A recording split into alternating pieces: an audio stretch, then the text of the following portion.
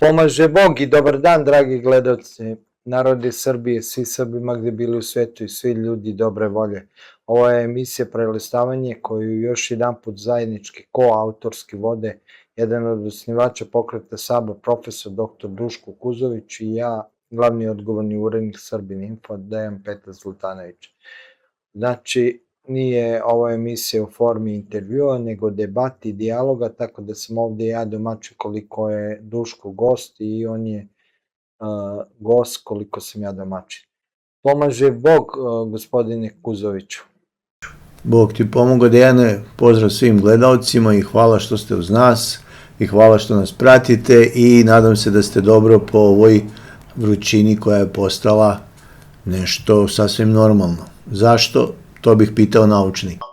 Ajde, pre nego što ja pričam o Delibatskoj peščari, pošto sam bio tamo i neke informacije da dam, kako je u Kosjeriću, pošto je Kosjerić na lepom mestu kad sam bio, sviđalo mi se to što su okolna brda, ima da se ode relativno brzo u šumu, jel se sklanjaš, što bi se ja rekao u pitomiji.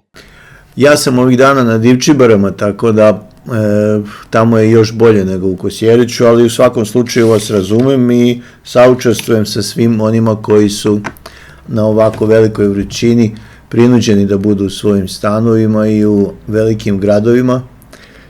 I to je to, žao mi je što je tako, pustili smo ih da pretovare varoši, da pretovare gradove, da bi došli do profita i sad gubimo ljude. Oni koji su dobili pare, nadam se da su srećni i nadam se da su svesni koliko su života uništili.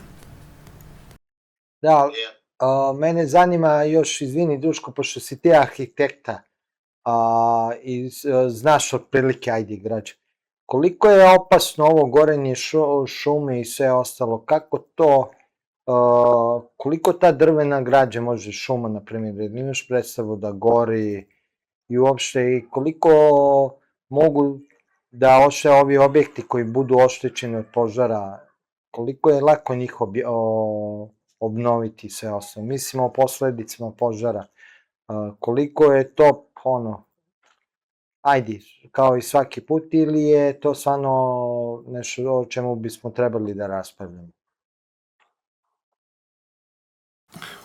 Pa mi smo svedoci u poslednjih nekoliko godina dva procesa koji se dešavaju sa našim šumskim fondom. Na jednoj strani vidimo da su svakog leta nemilosrdni požari, koji veoma često dobijaju razmere koje naša statistika i naši ljudi ne pamte. Da li su to veštački izazvani požari ili su to prirodno izazvani požari ili su izazvani nemarom, bilo bi lepo znati odgovor za to. Ali u svakom slučaju neophodno je preduzeti sve mere predostrožnosti i kad odete u prirodu ne treba ostavljati za sobom flaše jer one mogu da deluju kao sočivo i da prelamanjem sunčevih zraka izazovu požar na već i onako suvoj travi. Sa druge strane, vodite računa, ne palite vatru u prirodi, vatromet i sve ostale stvari, pa čak i opušci koje sam primetio da ljudi obožavaju da izbace kroz prozor od automobila u prirodu, mogu da izazovu požar, a na stranu to što je njihovo vreme raspada se meri decenijama. To je jedan proces koji se dešava. I u svakom slučaju treba voditi računa o tome kako da se spreči sa jedne strane, a sa druge strane kako to da se rešava. Naši, kako bi rekli, formatirani političari su preuzeli obrazac šta im se kaže da to i urade kod nas. Njima je rečeno da se rasformira teritorijalna odbrana, naređenje izvršenja. Rečeno im je da se rasformira civilna zaštita, naređenje izvršenja. I onda šta nam se desilo? Desilo nam se da vatrogasne jedinice koje imaju u svakom mestu u nekim situacijama ne mogu da pokriju sve probleme koji se dešavaju. Smanjena nam je preventiva, sa druge strane građani sami ne vode više računa oko svega toga. Zašto je odumrlo ljubav i poštovanje prema državi, to bih volio da razgovaramo o tome. Jer ne može ni jedna vatrogasna služba da postigne onoliko koliko nemarni građani mogu da proizvedu. Mislim da je to više nego jasno. To isto važi i za komunalne službe. I to nam je jedan proces. A drugi proces je da se šume nemilosrdno seku od strane Srbije šuma. Vidjeli smo da su nenormalne količine građe posečene u šumama koje su u vlasništvu države. Zašto se to radi? Ja bih volio da taj novac ide u državne ruke, ako već se šuma seče nemilosrdno, bez ikakve stručne artikulacije i bez očuvanja šumskog fonda, već jednostavno samo da se, dok si na vlasti, da što više zgrabiš, onda to nije dobro. I trebalo bi voditi računa o takvim stvarima i moje informacije govore da povećani obim seče šume ne doprinosi skoro nimalo državnom budžetu, već pomaže u lojalnosti pojedinih direktora javnih preduzeća ili lojalnosti koalicionih partnera prema režimu. Mi ne podržavamo takav stav, šume su zajedničko dobro. Podsjećam vas da je veliki broj šuma koje su bile u vlasništvu zadruga, koje su bile u vlasništvu sela, preneti u vlasništvo Srbije šuma i sada se to nemilosrdno listi. Imaju i šume koje su oduzete 1945. godine i koje se prije vraćanja prvo pošišaju na nulu, pa se onda vrate vlasnicima ili se i one sada seku. Prema tome, naš problem je jedna vrsta komunističke logike koja se bazira na tome da ugrabim ono što mogu i sada, jer ja živim samo sada, moja duša znači postoji samo dok je moje telo živo, nakon toga nema ništa, praznina, prema tome što više da pojedem, a da bi mogo više da pojedem, moramo neko da taj novac da zgrabim, a najlakše je zgrabiti novac iz zajedničke imovine, jel da? I imamo treću stvar koja se dešava u ovom trenutku, a to je da je ogromno drvo koje se naplaćuje građanima izuzetno poskupeo i pelet, a sa druge strane šuma koja se seče u Srbija šumama i koja se prodaje kao ogromno drvo, nikada nije imala manju cenu. Postavlja se pitanje kako se to dešava. Da li, na primjer, između Srbije šuma i proizvođača peleta postoji neki mali lančić koji se tu ugradi 100, 200, 300% i uzme taj profit sebi i pitam režim zašto je to dozvolio, jer mi znamo da režim nikada ne bi dozvolio da njegovi ljudi jer tako nešto ružno rade, tako, to su sve fino vaspitana gospoda. Prema tome, neko je se tu ugradio između Srbije šuma i građana, tako da građani papreno plaćaju ogromno drvo i papreno plaćaju pelet, a sa druge strane država koja prodaje svoje šume i što bi trebalo da ide u zajedničku kasu, da nam bude bolje školstvo, obrazovanje, da se novi tereni pošumljavaju, da ne nabrajam dalje, dobija skoro ništa. Ima jedan bolji izraz, to je šipak Dejana Zlatanovića. Prema tome, stvari su odavno došle na mesto gde treba da se reorganizuju. Ovako dalje nema smisla, jer ulazimo u teško vreme, sve manje ljudi će imati novca da kupuju ogrev, sve manje ljudi će imati prihode od svog rada, a bilo bi sramota da neko vozi Ferrarija, Lamborghinija, da kupuje jahte od nekoliko desetina miliona evra, da kupuje stanove u Monte Carlu, Monaku, Beču, da se vozi u Bentleyu iz svoje kuće u Londonu do kluba u Londonu kojim upravlja, koji mu je kupila mama ili tata, a sa druge strane da u zemlji neko umire od gladi, od hladnoće i tako dalje i tako dalje.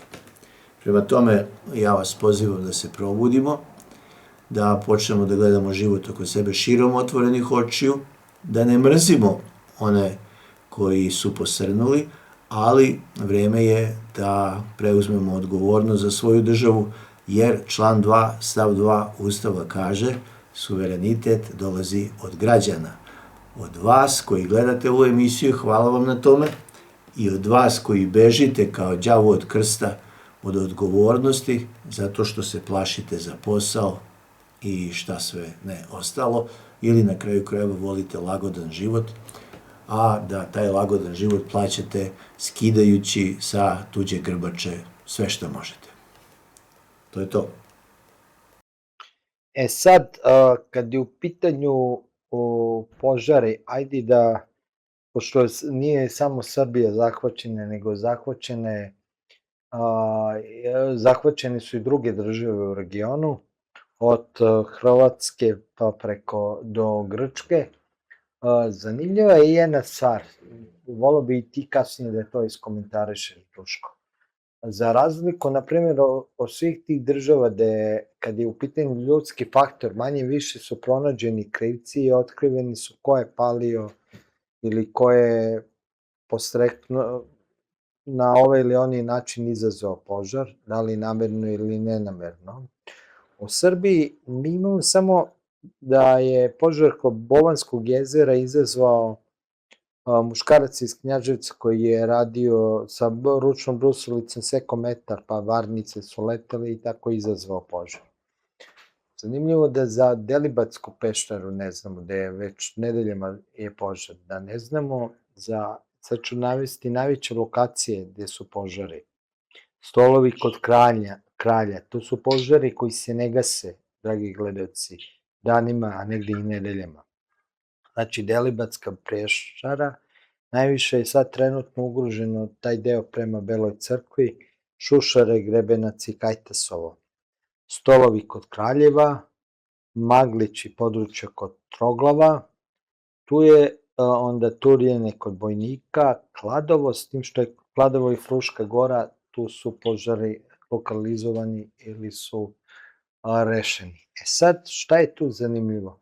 Inače, trenutno ima na 46 lokacije, danas je petak uveče, manji ili veći požari u Srbiji, tako kaže veštačka inteligencija. Znači, dok ja govorim, 46 požara je po Srbiji registrovano. A ove koji se nabraju su najveći i oni traju bez prestanka. Zanimljivo je da samo jednog muškarca imamo, jednog čoveka znači, kao neko ko je izazvao požare. I da ni na jednoj lokaciji ostale mi ne znamo da li ima požara, ali se kaže da je ljudski faktor presudan za izazivanje požara. To i zvanični izveštaj MUP-a kažu za Srbiju, a to se podudara i sa onim što imamo izveštaj iz okolnih zemalja, da su često ljudi ti koji su, kažem, nekad slučajno, a nekad, Bog mi, namerno izazvali požare. I sad umesto to da bude tema, da se o tome priča, da to bude nešto što bi izazvalo na RTS-u za posledicu da imamo vanredne emisije, da bi dolazili stručnjaci, da bi otkrivali ko bi mogao, koji su motivi, zašto se pale požari, kakve su posledice od tih požara, mi imamo muk. Mi imamo priče, posle ćemo pričati o izborima, neki starci koji saleću Vučića da mu protivzakonito neke stvari rešavaju. Mi imamo priče koje nemaju veze sa stvarnim životom, kada otvorite medije, neću sad da citiram, zato što i kad vi gledate emisiju, pogledajte druge medije i vidjet ćete koliko tu ima stvari koji su realne, odnosno koji su jako bitni za vaš život. Shvatit ćete da svega ima, samo nema ono što je najrealnije. I nema ovakvih pitanja koje su normalna pitanja. A to je, ako imamo na 46 lokacije trenutno, a prošle nedelje je bilo na 39, sećam se, da smo govorili požare, zašto mi nemamo ni jednog okrivljenog, osim ovog čoveka koji najverovatnije stvarno je slučajno napravio skoro 100%, ali zašto nemamo za Delibatsku peščaru tako? Da nam kažu ko je izazvao požar, ko je izazvao požar u Kladovu, ko je kod Bojnika, ko je kod Maglića, ko je kod Kraljeva, Stolovi kod Kraljeva. Nigde nemamo informaciju. Ko to krije?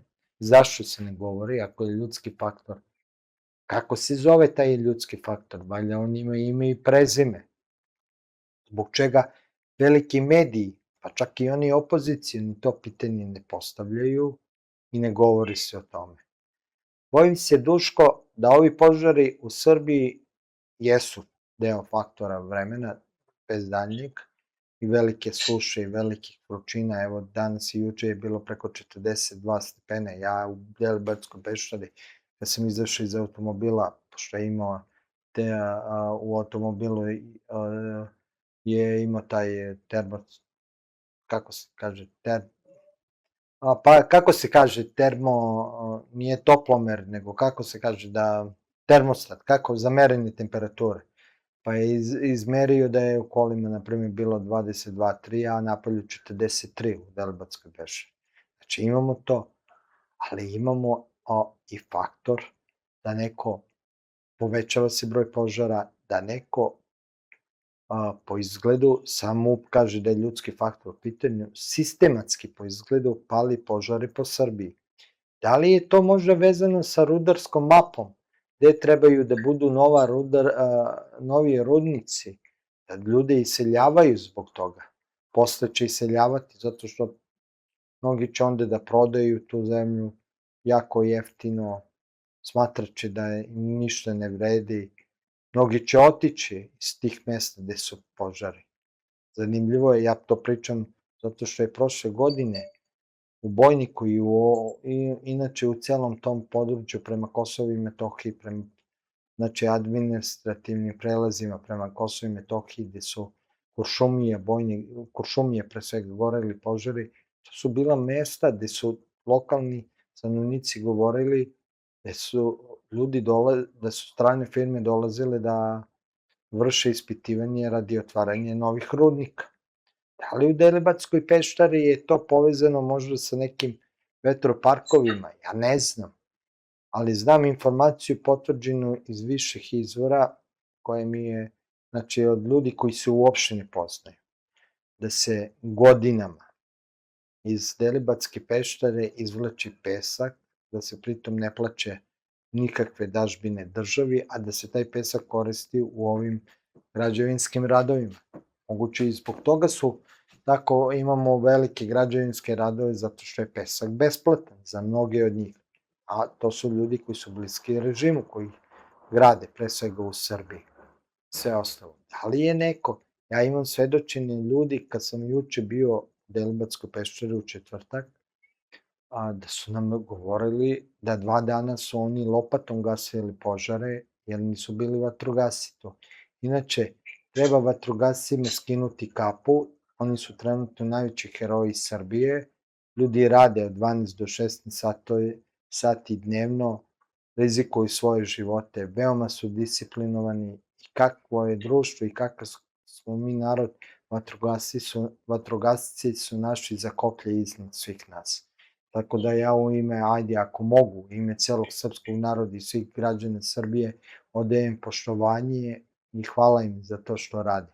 Ali ljudima neko po izgledu vezuje ruke i noge.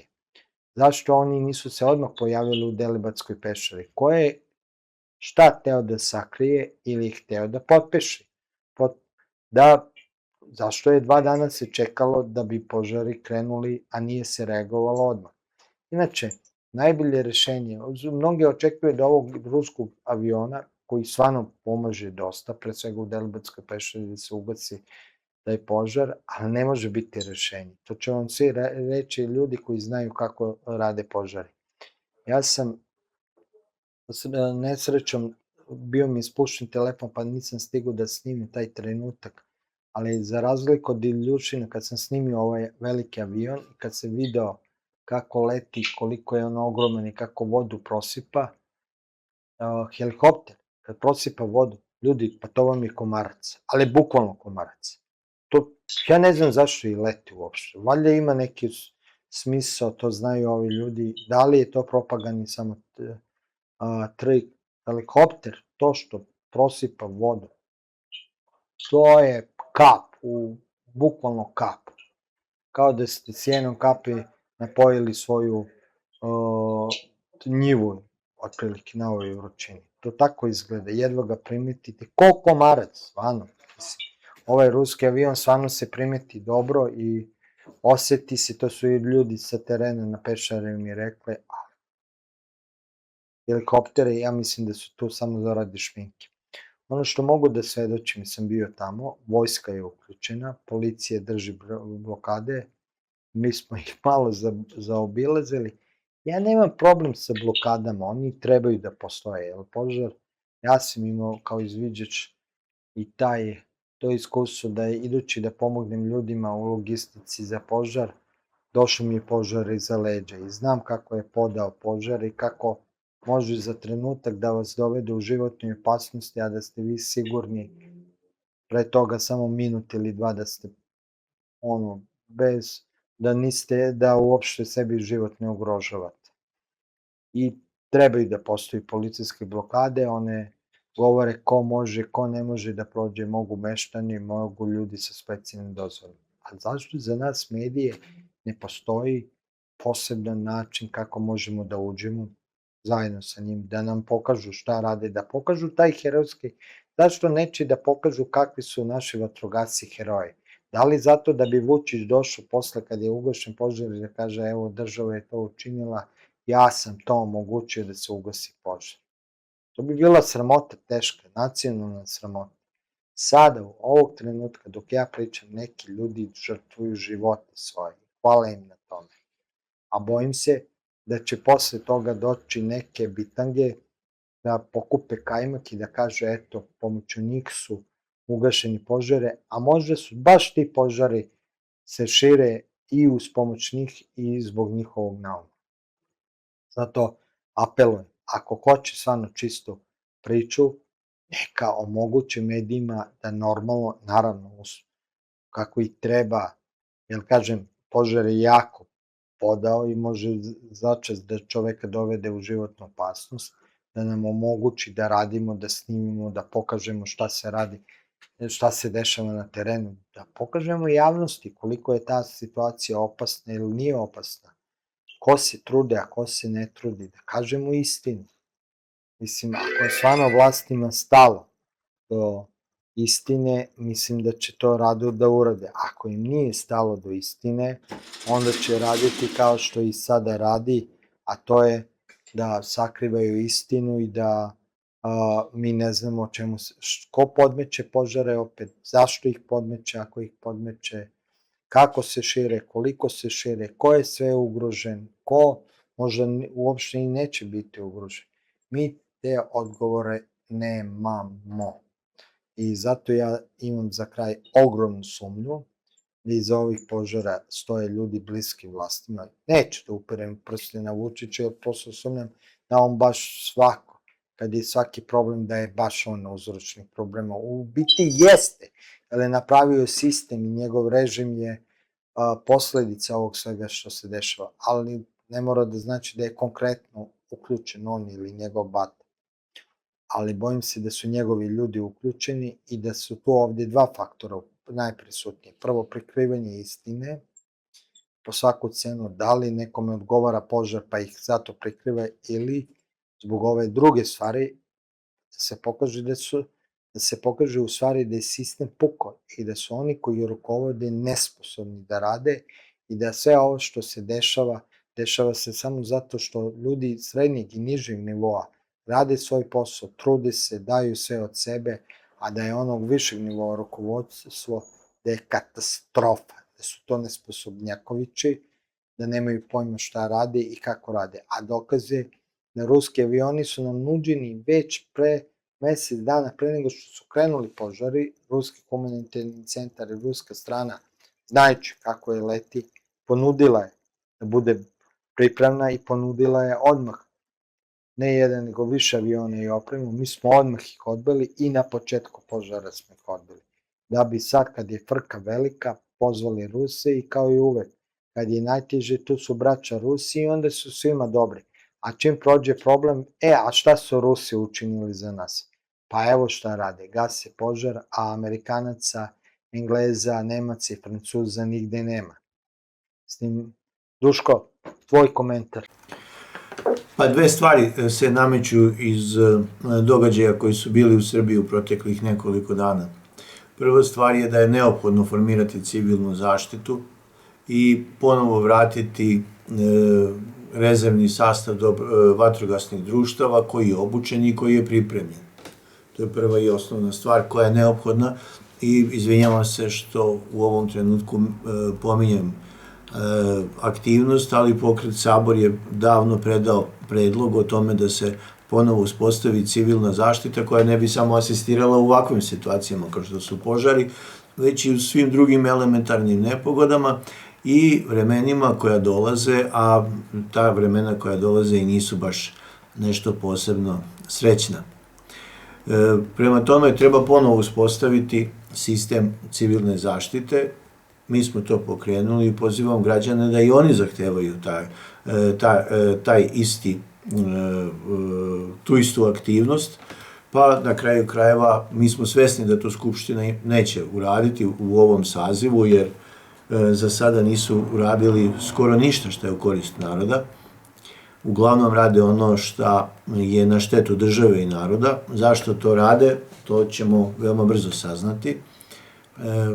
Druga stvar koja se nameće iz svega ovog što je pomenuto je potpuni gubitak poverenja građana u informativni sistem i ono što država kaže. Ko je tome doprineo? Građani ili oni koji su zloupotrebljavali vlast, ja ne znam. Evo, građanima prepuštam, nek sami presude. Moje mišljenje je da je bilo previše laži od strane političara, kako režima, tako i lažne opozicije. Pri tome, kada kažem režim, posebno mislim na period okupacionog projekta SNS, SPS, SRS, ali to možemo da zavirimo i još dublje, kao što je bio period Demokratske stranke, pa na neki način i period kada je sistem Slobodana Miloševića se već uveliko raspadao, poput ovoga koji živimo sada.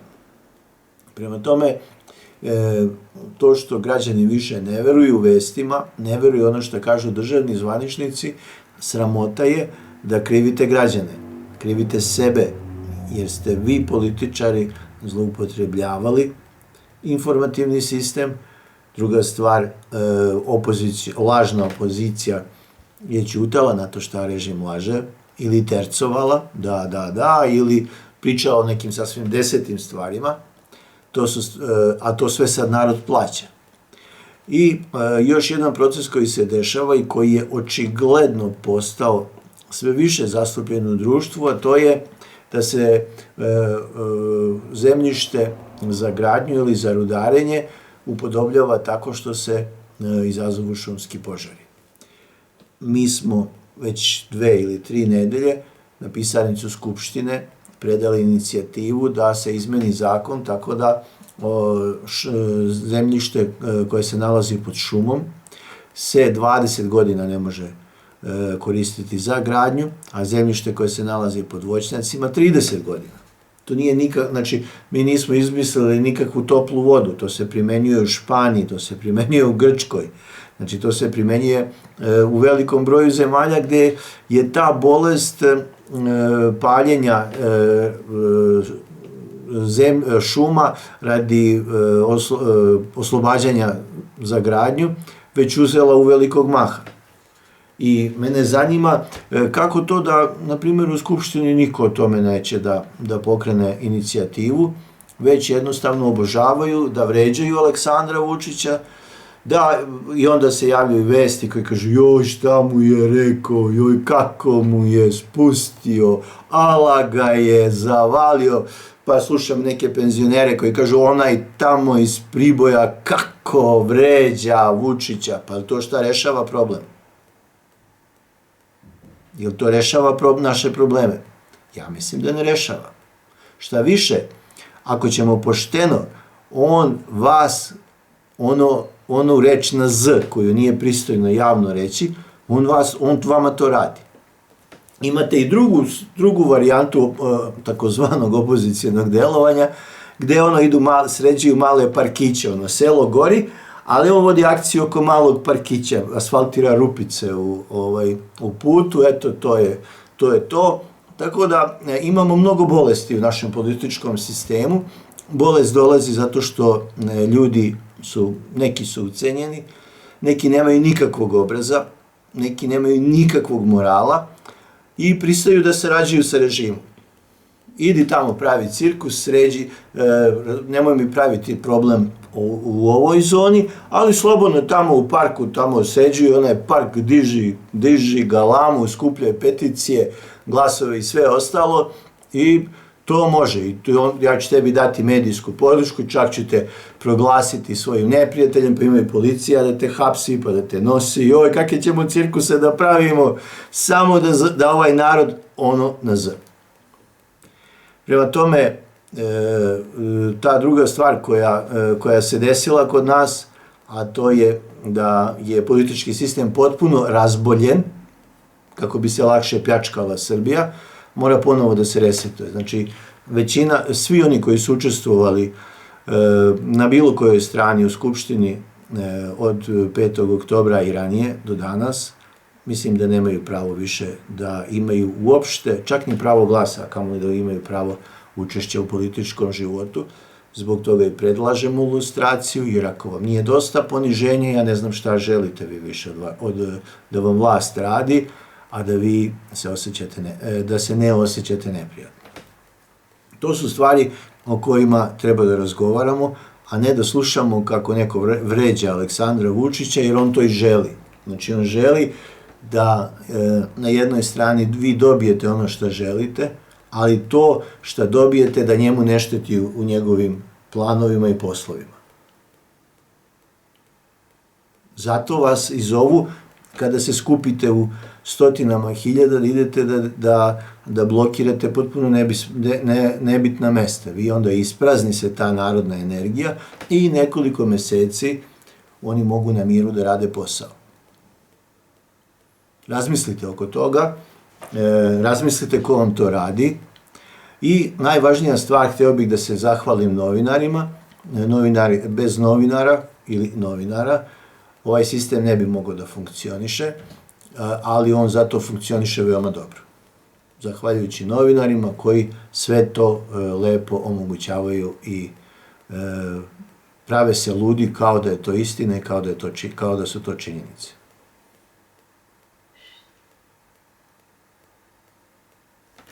Si završio, Duško? Da. Ništa, Duško, ja bi otvorio novu temu, to su izbori, pošto ih je najavio Vučić.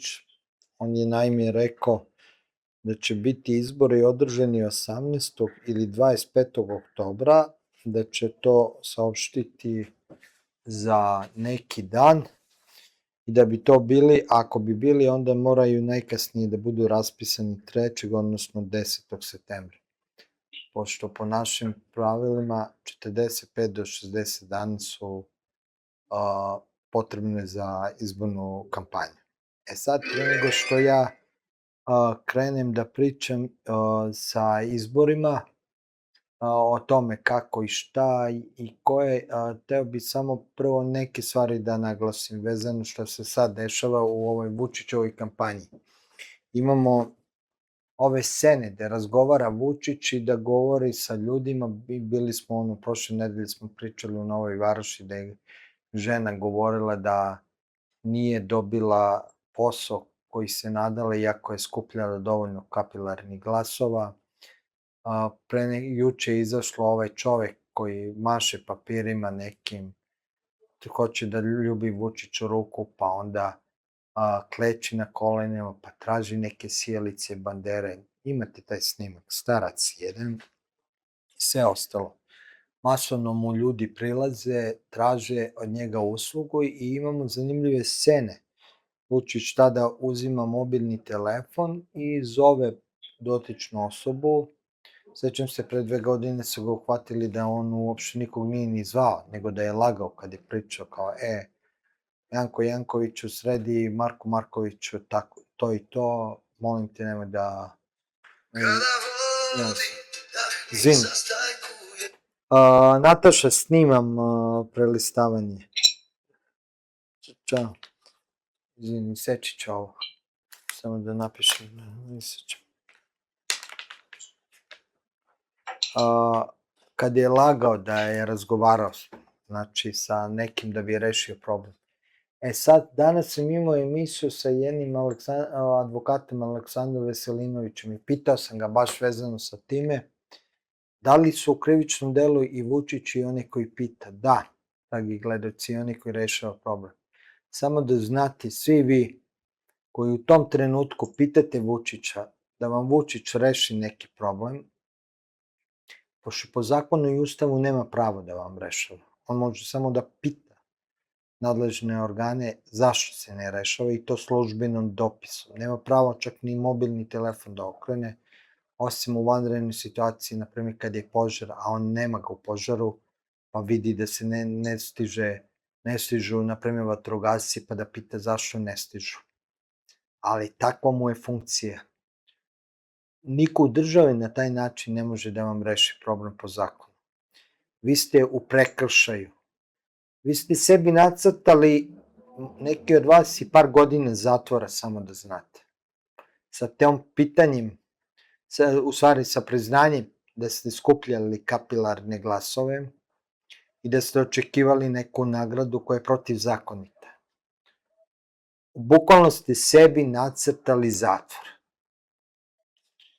koji može da vas, ne mora da se promeni vlast da vas teraju u zatvor. Dovoljno da vas sad ucenjuju i SNS, ako nešto nećete, kažu, tužilac može u svakom trenutku da pusti taj snimak i da vas pusti tužbu i da odete u zatvor.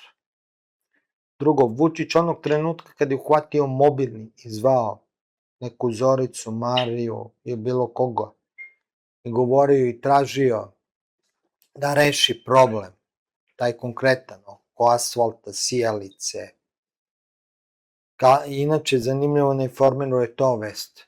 Znači, ne više da otvara fabrike Vučić, pošto ih ne može otvoriti, i to je razlog zašto ide među ljude, jer on više ne može da otvara fabrike. Na prošlim i preprošlim i ostalim izborima, ako se sećaš, on je otvarao fabrike. Sad ih nema, jer niko neće da ulaže, niko neće s njim da radi poslove.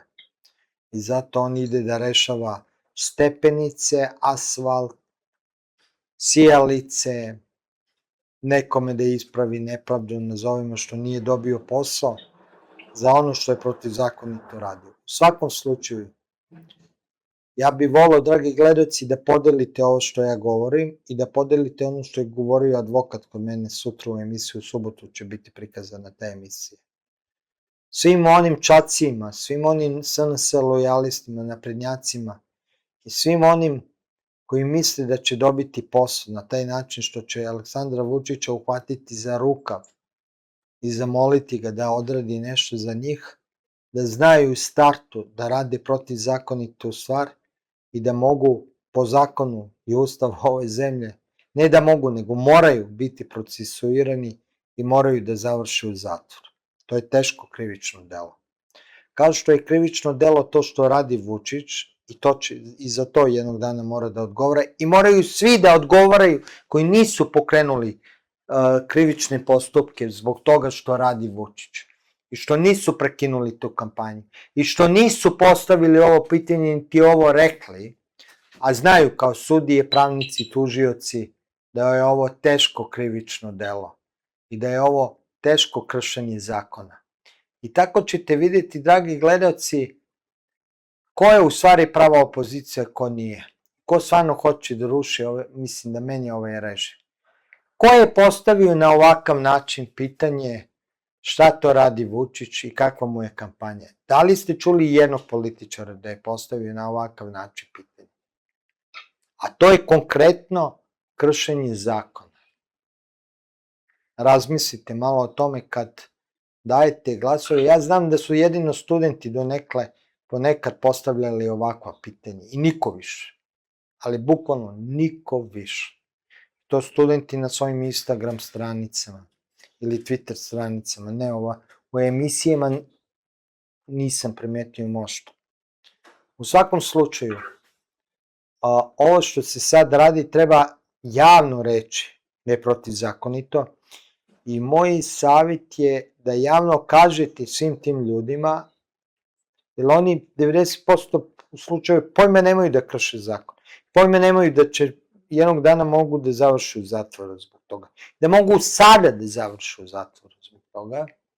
Da javno počnete da ih prozivate i da tako raspravljate sa njima. Nemojte da raspravljate sa njima ko je veći izdajnik, ko je uradio šta. Ne, konkretno ovo. Optužite, ne optužite, otkrijte im šta oni konkretno rade, šta je protivzakonito. Da mnogi od njih misle da je to po zakonu, da je to najnormalnije i zato rade. I predstavu nemaju da su u teškom krivičnom delu. Vučić to zna, jer je završio pravni fakultet, ali pitanje je kako ga je završio i na koji način. Nikad mi nije odgovorio na pitanje kako je dao 3 godine, odnosno 6 semestra za 3 semestra od 93. aprila do 94. oktobra, a kad ga ljudi nisu videli ni predavanjima, ni na vežbama, a bog ni na ispitima.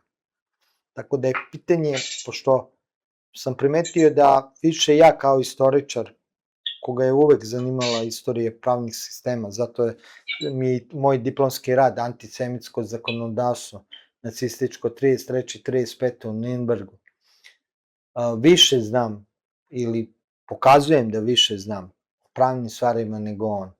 I jasno znam gde je crta kršenje i ne kršenje zakona. Tako da ove su stvari koje pokazuju ko je šta je, ko je stvarno opozicionar i ko je stvarno poznavalac prava. Tako da, to je moj apel za kraj, opet da ga ponovim, svojim komšijima koji su učaci, koji su SNS lojalisti i koji su ovakve stvari radili, samo im kažite ovo što sam ja rekao, da rade protivzakonite stvari, da zbog toga mogu da idu u zatvor i da sledeći put, kad ne samo Vučića zamole, javno, pred kamerama, da im to učini. Neka se malo stave prst na čelo i da razmisle da li su dovoljno glupi da to ponove opet pred kamerama Informera. Tako da znate da sve vas koje je slikao i usnimio Informer, uslikao vas je u krivičnom delu. Čak su vas i na to navukli. Znači oni su bukvalno vas namestili da idete u zatvor. Znači Informer zajedno sa Vučićem masovno svoje pristalice SNS namešta da idu u zatvor. Mislim, ovo je katastrofa i stvarno je ponekad pomislim da živimo u svetu Monty Pythona i Top Listening realiste, a ne u nekom normalnom svetu. Pa ako pogledate malo ažurnije priče oko izbora, vidjet ćete da jednom kaže Aleksandar Vučić razmišljam se o izborima ili bit će izbori. Nakon toga ide varijanta B, da neko iz njegove okoline kaže da su izbori, pa ponovo kaže Aleksandar Vučić, bit će izbori, pa nakon toga se javi neko iz opozicije sa tajnom informacijom, sa tajne lokacije, koju su mu specijalno samo njemu rekli i on je to izašao da podeli sa nama, da će biti izbori. Nakon toga se ponovo javi Aleksandar Vučić i kaže bit će izbori i ako ste primetili, to se dešava čim se završe izbori, kreću novi izbori. I od kad znamo da je Aleksandar Vučić na vlasti, vrši vlast nažalost u ovoj zemlji, on u stvari neprestano drži javnost u izbornoj stanju. To vam je kao da ceo život morate da budete u niskom startu kao oni što trče 100 metara ili 400 metara i da svaki put budete spremni. On kaže, sad ću, 3, 4, pa onda kaže, ostav, 3, 4, i onda tako, ili vi to smatrate za životom? Ili vi mislite da je to život? Ja bih više voleo da razgovaramo o tome zašto subvencije se daju, milionske subvencije stranim firmama, a nijedna domaća firma se ne podržava. Zašto nam se gase poljoprivredna gazdinstva, a uvozimo hranu iz Albanije i onih država koje će sutra biti na drugoj strani protiv nas u slučaju da dođe do vojnog sukoba. Evo ja pitam zašto se rodi najmanje 55.000 ljudi manje nego što umre. Zašto 55.000 ljudi ode iz Srbije svake godine i kako je se to desilo da okupacioni projekat SNS, SPS, SRS je više ljudi rasterao iz Srbije nego što je to rasterala nemačka okupacija od 1941. do 1945. godine. Ajmo o tome da razgovaramo. Zašto stalno prihvatate priču o izborima? Šta će ti izbori da reše? Evo, samo mi razmislite i odgovorite na 3 osnovna pitanja. Imate li medijskih sloboda? Ako imate, onda idemo na drugo pitanje. Koliko ima glasača u Srbiji? Kako to da ima 6,7 miliona glasača, 5,1 milion stanovnika, uključujući i maloletnu decu? Šta mislite, za koga ta razlika od 1.300.000 glasača glasa prvog sekunda izbornog dana? I možete li vi to da pobedite? S druge strane, i da tu bolest i zloupotrebu koju je trebalo da ganja policija, ali ona voli da ganja nas, tužilaštvo, ali oni vole da ganjaju nas, i časne sudije, ali oni vole da, šta će ljudi, mora neko da im plaća račune, nemojte im zameriti, jel da? Ako vi mislite da to može da se reši, onda je u redu. I treća stvar, čak i da ih pobedite, jer vi stvarno verujete da će policija da sprovede izbornu volju građana, ovakva sada kakva jeste. Ili sud će imati onu stvar da može da donese odluku protiv režima koji ga je postavio tu. Aleksandar Vučić, zahvaljujući svojim satelitima, kako u javnom prostoru, medijima i opoziciji, neprestano priča o izborima da vi ne bi gledali osnovne stvari o kojima treba da gledate. A to je zašto ima 1,3 miliona više glasača nego stanovnika, uključujući i one maloletne do 18 godina koji nemaju pravo glasa. Zašto nema medijskih sloboda? Zašto se tamane svi politički protivnici režima na sve načine? I u to su uključeni i BIA, i policija, i izvršitelji, i sudovi, i svi ostali. O tome razgovarajte. Nemojte razgovarati oko izbora. Evo, ja vam garantujem da će ta priča veoma brzo se potreti i da će se javiti neka nova priča. A vi, kad završite ovu emisiju, vi ponovo se primite na to, idite onaj niski start, Aleksandar Vučić kaže 3, 4, ali nikad vam neće reći sad. A i da vam kaže sad, pa vi stvarno verujete da možete da pobedite nekoga koji iz budžeta kupuje glasove tako što poklanja pojedinim društvenim grupama novac iz budžeta? Ili vi mislite da možete da ih pobedite? Ili evo, nudim vam jedan drugi predlog koji evo danas upravo o tome su neki ljudi razgovarali. Vi kada izaberete neka lica u skupštinu, odmah trčite kod njih i nudite im više novca nego što im nude stranci. Bolje da ih vi potkupite koji ste ih glasali, nego da ih potkupe stranci vašim novcem. Evo, ovo je danas, na primjer, jedna zanimljiva priča ispred seoske prodavnice ispod Divčibara prema Ravnoj Gori. Prema tome, ajmo da razgovaramo o životnim stvarima, da rešavamo probleme u našoj zemlji, a izbori Aleksandra Vučića, evo, imate samo jedno pravo da kažete ko će da pobedi na izborima koje organizuje onaj ko je pokrao izbore i došao tako na vlast. Šta mislite? Da će pobediti narod? Prema tome, Dejan je pre nekoliko emisija rekao jednu pametnu stvar, kako se ova stvar može jedino rešiti. Ja se ne sjećam kako je to, jer mi se ne ide više u policiju i u pritvor. Pre nego što prećemo i opet dalje ćemo ostati na izborima, ja ću sad jednu ekskluzivu reći i možda ću i sebi da ugrozim život čak. Zato što ću, ovo što govorim, to su teške optužbe, a dobio sam od naše braće Srba sa Kosova i Metohije koji su tamo, koji žive pod okupacijom, a vezano je sa izborima. A dobio sam potvrdu iz drugih izvora da stvarno to postoji i da je to Petrova Radin i Kula, da se tamo skupljaju ti ljudi i nisu samo Srbi sa Kosova koji su tamo, ali nažalost jednim delom jeste. O čemu se radi? Vučić sprema svoje, ne znam, mafijaške falange koje trebaju dve stvari da rade. Da u predizbornoj kampanji izazivaju nerede, haos i da za to optužuju opoziciju, odnosno studente. Ajde, sve vreme ću govoriti opozicija misleći studenti i opozicija, odnosno misleći na svakog onog koji je stvarno istinski protivnik režima Aleksandra Vučića, ali to je prirodan naziv, da ne bi sad misleći na njih, a ne misleći na sad zvaničnu opoziciju i nekog drugog. Znači, te falange trebaju da izazovu kriminalne stvari, da pretuku nekog, da možda čak i siluju, ne znam, opljačkaju, u svakom slučaju da urade teška krivična dela pod maskom da su deo studentskog pokreta pre svega, ili podržavaoci studenta, ali i drugih opozicionih struktura, i da to preko Informera se pokaže evo šta rade blokadere i njihovo nasilje i sve ostalo. A drugim delom da ljude poput mene, Duška, zastraše ili neko ko je pre svega u malim mestima.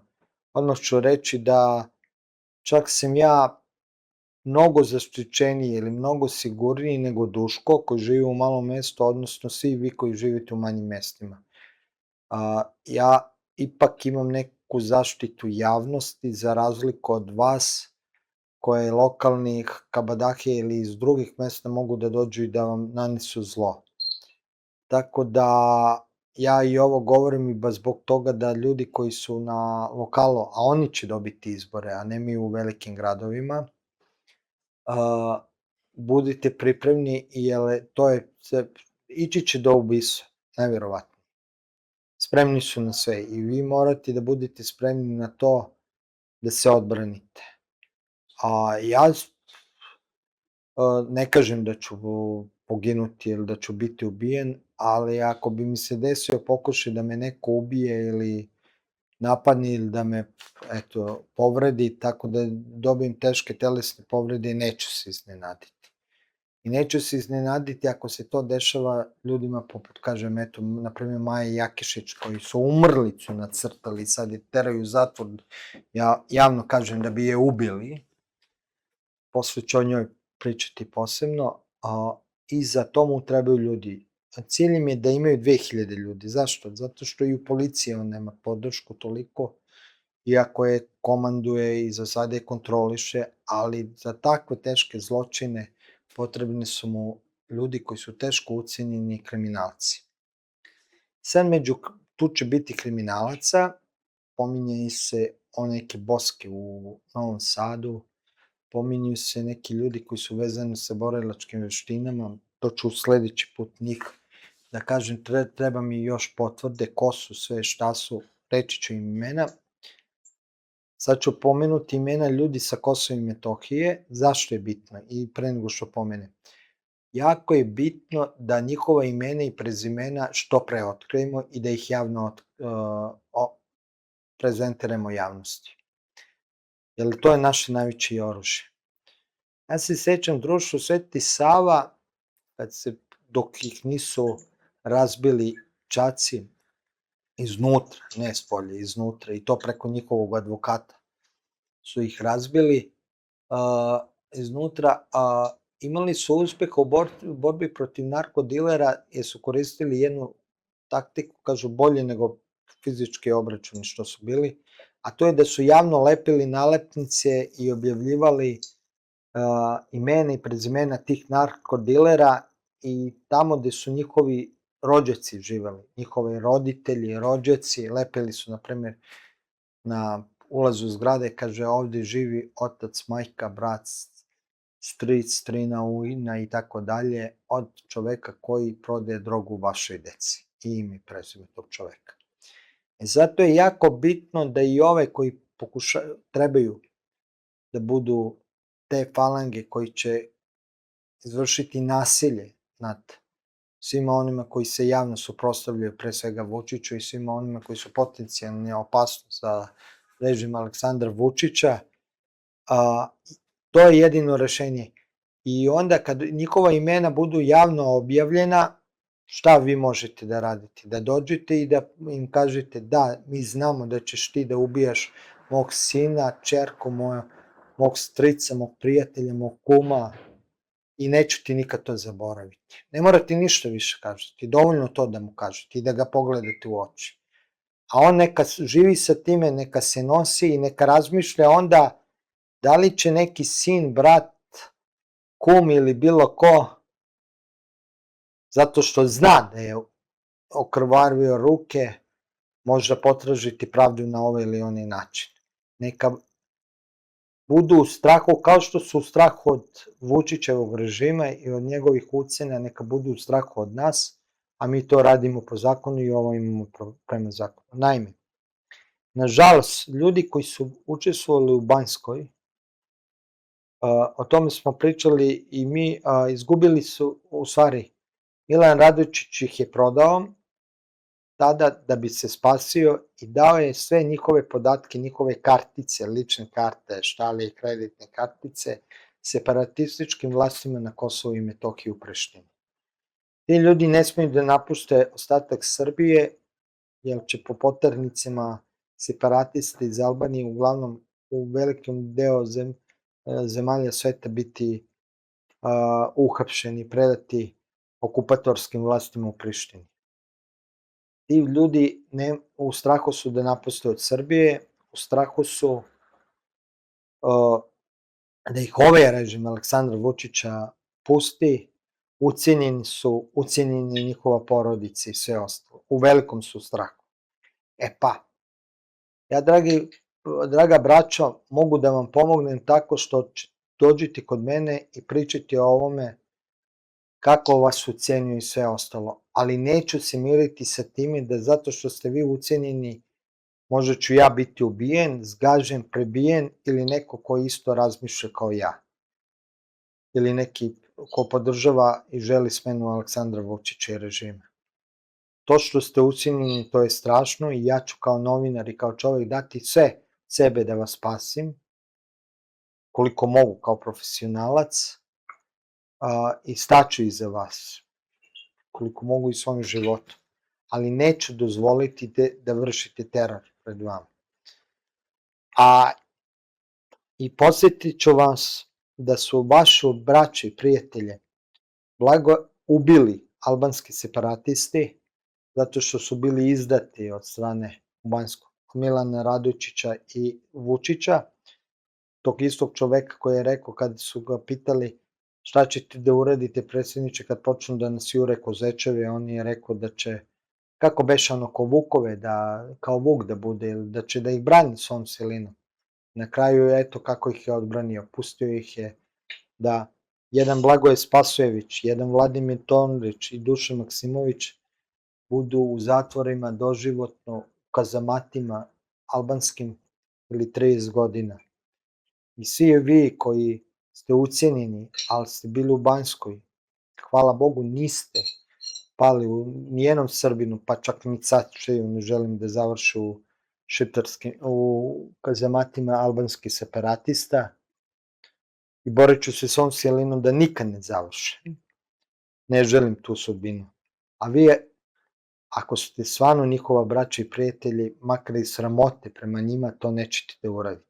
A ovo su ljudi, i molim vas, dostavite mi i druge ljude, imena i prezimena, ne samo Srbi ove sa Kosova i Metohije. I to je ova priča, kažu Srbi sa Kosova i Metohije su uz Vučića, nisu. Evo dokaz, poslali su mi ljudi imena koje spremaju u obuci Petrov Varadin ili Kula da nas ubijaju, gaze, izvrše nasilje nad nama. A to su sledeći ljudi: Vladimir Radivojević, Ugljoša Jaredić, Milorad Jeftić, Vlastimir Andrić, Aleksandar Milosavljević, Lazar Smigić, Veljko Đorđević, Vladimir Vučetić, Stefan Jovanović, Milovan Krstović, Uroš Milić, Trajko Vasić, Danilo Vasić, Vukašin Jaredić, Saša Perić, Nemanja Stanković, Momčilo Vučković, Stefan Radojković, Marijan Radojević, Marko Arsić, Žarko Cvetković, Krsto Damjanović, Stefan Milosavljević, Marko Savić, Aleksandar Jevremović, Radoš Vozdić, Ivan Milić, Gojko Zubač, Nemanja Radivojević, Radak Adžić, Miloš Milenković, Đorđe Balović, Daniel Dukić, Danilo Virjević, Aleksandar Tanasković, Miloš Kragović, Miljan Nedeljković, Nikola Ilić, Vladan Ilić, to su ti ljudi. Ako sam se ogrešio od nekog, spomenuo mu ime, a on nije, nek mi se javi, javno ću se izvinuti i reći ću da nije on i da sam pogrešno uradio i povući ću to i javno ću reći, eto, od nekog nikako sam, ali taj mora javno da kaže da neće da bude da tuče, ne da mi saopšti onako u telefonu, nego javno mora da izađe i da kaže nisam. I molim vas, pošaljite mi, budite hrabri kao Srbi sa Kosova i Metohije. Znači, Srbi sa Kosova i Metohije su bili dovoljno hrabri da mi dostave ovaj spisak, ljudi koji tamo živi, koji su pod albanskom okupacijom i koji uprko svemu ostaju i dalje Srbi i ne žele da prodaju svoje imanje, ne žele da budu Albanci, hoće da ostanu Srbi, pravoslavci i koji se bore na sve načine da opstanu. Oni su imali hrabrosti da mi dostave ovo. Ja molim sve ove ostale koji su iz ostalog dela Srbije, ajde ako ih ima 2000 ili 1000 ili 500, koliko, svako ime objavim. A nije samo Milan Radojčić, rekao sam, čuo sam neki Boske je uključen u tome iz Novog Sada, ali ajde dajte mi potvrde jake, ja ću reći, pa makar bio najstrašniji ubica, ne plašim se, više se plašim da od sramote umrem, zato što se nisam suprotstavio režimu Aleksandra Vučića i ništa nisam uradio da sprečim da dalje budu na vlasti, nego što ću objavljivati njihova imena i prezimena. I molim vas da uradite tu praksu i u vašem mestu. Možda postoji ti sitni lokalni kriminalci koji krše zakon, koji vrše nasilje nad vama. Javno iziđite, pošaljite mi video, ja ću ga objaviti. Ajde da im objavimo imena i prezimena, lepite im nalepnicama po kućama, u smislu ovo su ljudi koji hoće da ubijaju našu decu, lepite im po kućama njihovih stričeva, ujaka, roditelja i sve ostalo, pa neka njihova rodbina živi sa tom sramotom, ako su oni spremni da oni žive sa tom sramotom i sve ostalo. Što kaže Meša Selimović, boj se ovna, boj se govna, a kad ćeš živeti?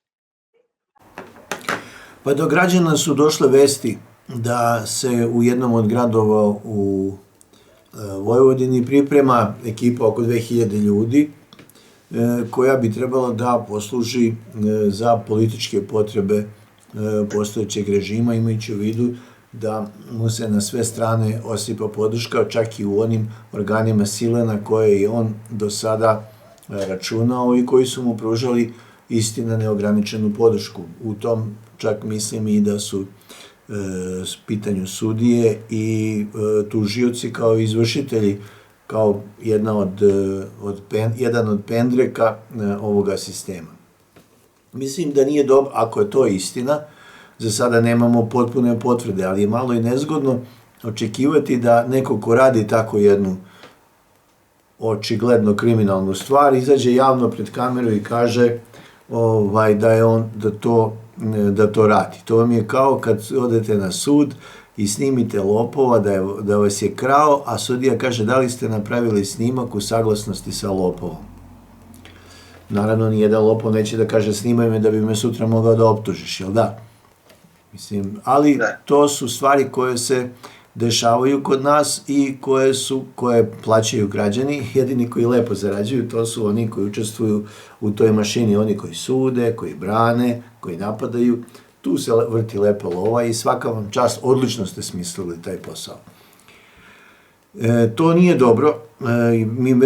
Ako smem da spomenem sebe, ja već 5 godina govorim o tome da treba da se pomirimo, da treba da zaboravimo sve podele između nas, da zakopamo sve rovove, da oprostimo sve jedni drugima, uključujući i uvrede, ali izdaju nikako, i da svi treba da stanemo u jedan front kako bi obnovili državu, obnovili biološki potencijal, obnovili mentalno zdravlje naroda i vratili se svojim korenima od kojih smo prilično daleko se udaljili, i udaljili su nas. Malo smo mi pomagali, a više su oni radili, što ne umanjuje našu odgovornost i krivicu.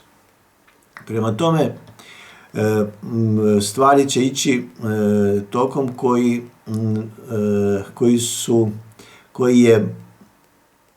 koji pristaje politici koju je vodio Vojislav Šešelj, Tomislav Nikolić i njihov učenik Aleksandar Vučić. Ako mogu da kažem moje privatno mišljenje, osnovanu sumnju da je to politika koju im nameću stranci. Oni su prihvatili da za određenu zamenu tu politiku sprovode. Okupator u Srbiji će sprovoditi onu politiku koja nanosi najveću štetu narodu. Toga moramo biti svesni. Ali nikada okupator se neće potpisati, nego će uvek koristiti posrednike, jer evo u 2 svetska rata svaki pokušaj okupatora da porobi Srbiju se završio za negde oko 4 do 5 godina. A pogledajte koliko smo okupirani i kako nam ta okupacija pravi sve veću i veću štetu i plaćamo sve veću i veću cenu, i ta okupacija traje preko 2 decenije. Prema tome, stvari su otišle mnogo daleko, moramo biti spremni da se suočimo i sa mnogim neprijatnostima. To će kod ljudi proizvesti situacije gde će morati brzo da se probude. Žao mi je, ali šta da se radi. Ali moram isto tako da kažem da mediji pomažu okupatoru i režimu da vas lepo uspavljuju, anesteziraju, slude, dezorijentišu i da vam ubiju bilo kakvu volju za otporom. Primećujem mnogo građana koji kažu, znaš šta, meni je više dosta svega, nek mi otkine glavu, nek mi uništi sve, nek mi uzme imovinu, a sa druge strane ja više ne mogu da se borim. Ne može da se bori zato što je iznuren ekonomski, ali je iznuren i psihički. Preko koga komunicira okupacioni režim sa narodom? Pa preko medija. Stoga držim za medije jednako odgovornim za katastrofalno stanje u našem društvu, za bolest i sve ostalo, kao što je i sam okupator. Da nije bilo vas, narod ne bi bio dezorijentisan i znao bi šta treba da čini u ovoj situaciji. Stoga, okupacije koje su bile u Prvom i Drugom svetskom ratu su trajale 4 do 5 godina, a ova okupacija traje preko 20 godina i napravila je mnogo veću materijalnu štetu nego te, i još gore i najstrašnije, mnogo veću ljudsku štetu nego te. Ne zaboravim, čak i ako poredimo i tu okupaciju za vreme komunizma, ako se sećate, tada su ljudi odlazili iz Srbije sa željom da se vrate ovde. Oni su zidali kuće, mučenici u koje mnogi nikad nisu ušli. Ali oni su sanjali da se vrate odavde. Stranci su to ukapirali.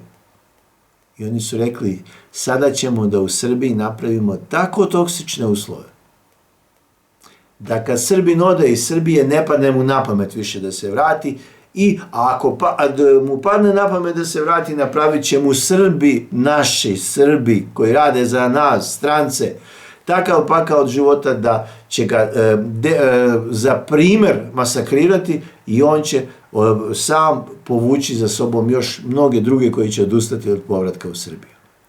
To su stvari koje nam se dešavaju, a na vama je šta ćete da uradite. Mi se trudimo koliko možemo, stavljamo glavu tamo gde neki neće nogu. Ako se sećate, ta rečenica je izgovorena ovde kod Dejana Zlatanovića pre 5 godina, a pre neki dan su to režimski mediji upotrebili za Aleksandra Vučića.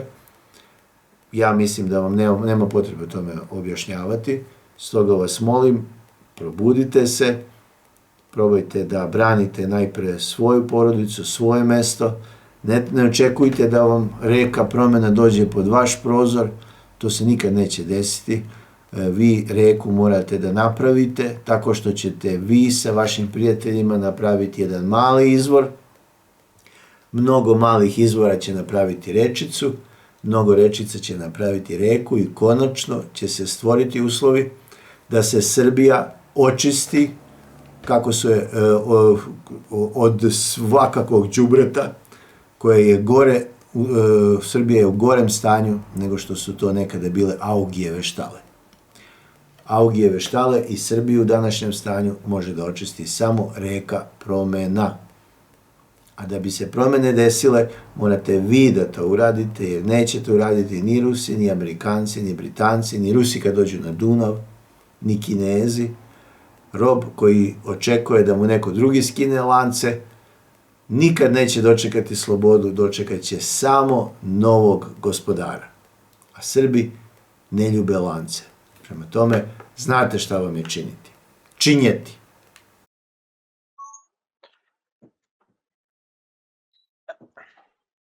Samo trenutak. A u kakvoj situaciji živimo, evo, pokazuje i još neke činjenice koje dokazuju da ovdje ne postoji pravda. Ovdje postoji samo kako da se opravda zločin i da se posledice ne snose. Daću primjer.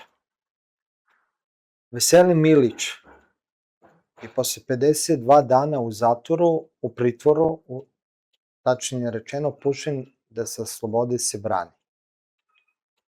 On je optužen da je učestvovao u prikrivanju jednog teškog zločina.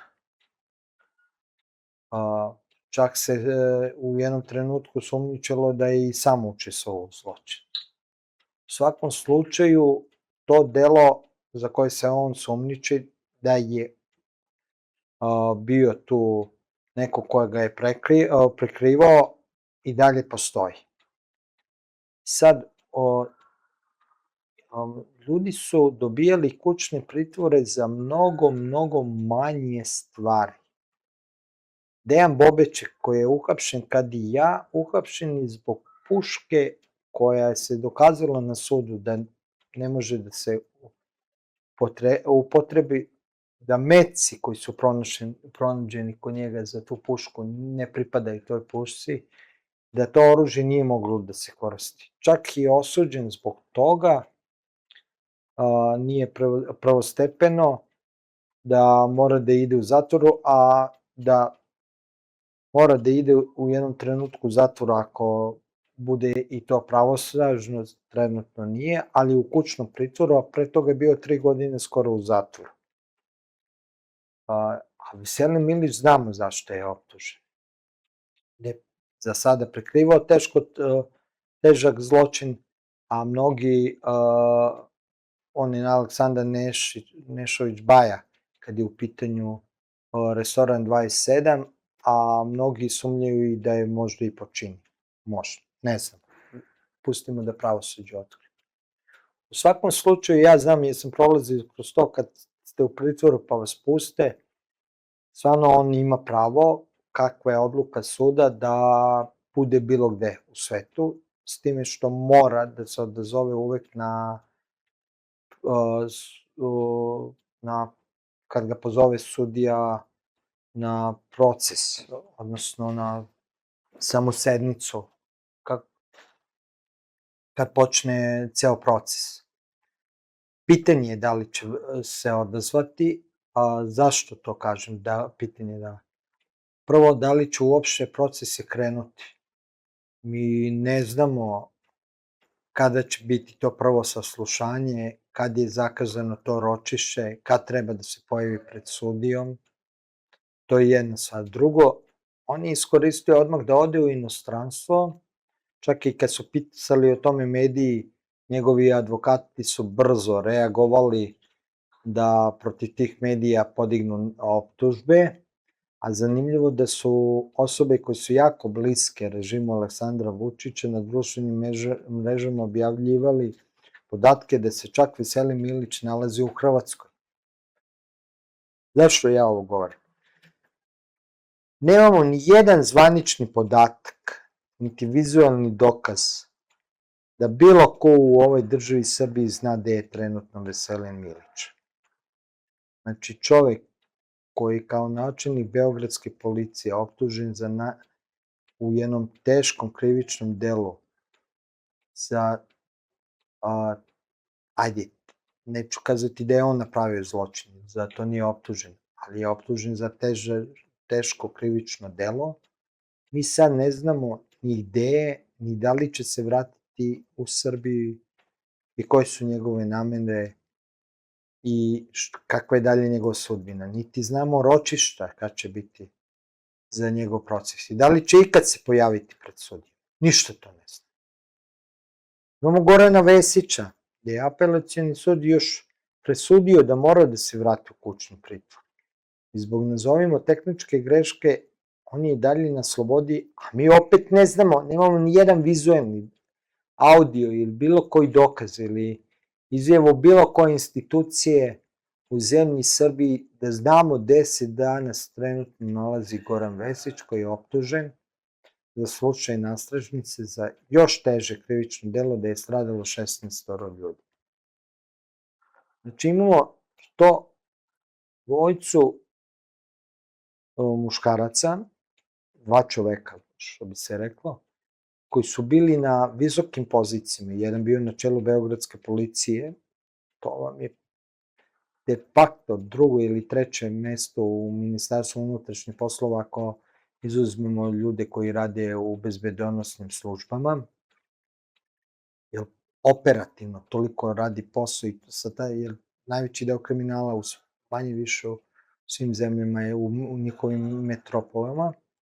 Imamo čoveka koji je bio ministar godinama u vladi Srbije, koji je bio na čelu grada Beograda, tako reći, koji je i u prethodnim režimima bio na visoko pozicionalnim mestima.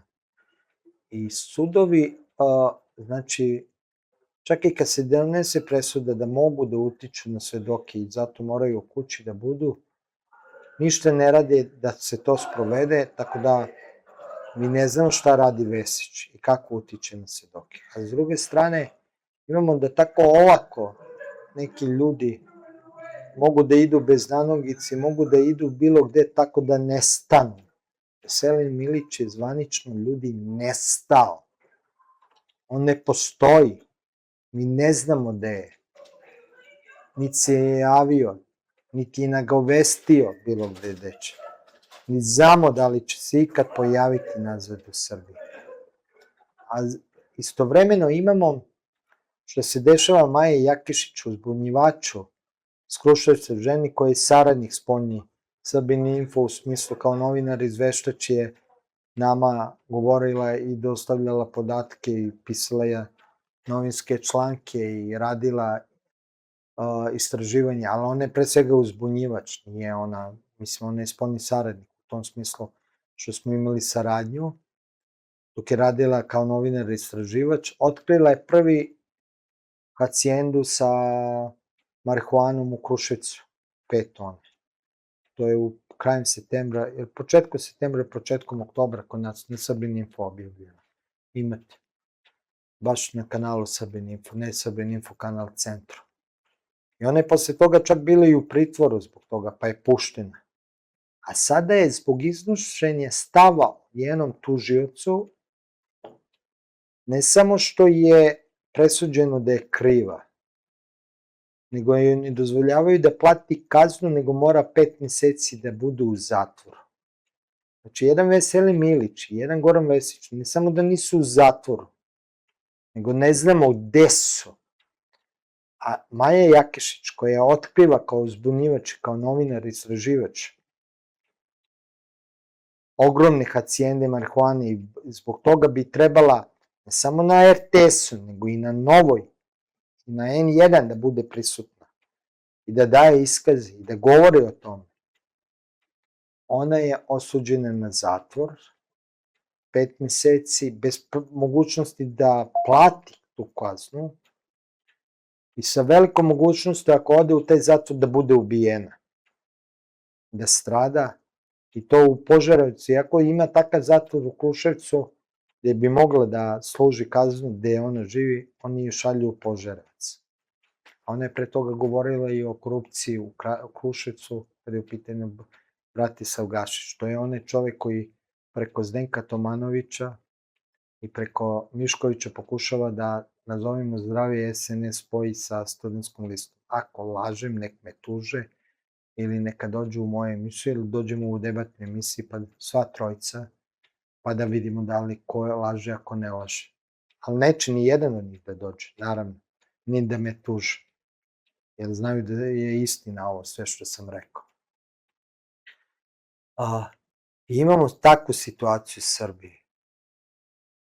Zašto vam ovo govorim? Dragi gledalci, znam, jer me vi zovete svakodnevno, a ja ne mogu da stignu. Hvala jednom Zoranu i hvala ljudima koji su me juče vodili isto do Delibatske Peštare, što su mi omogućili da imam izveštaj odatle, jer su mi i finansijska i resursu dali su kolima, odvezli me tamo da mogu. Mnogi od vas cimaju Srbin Info.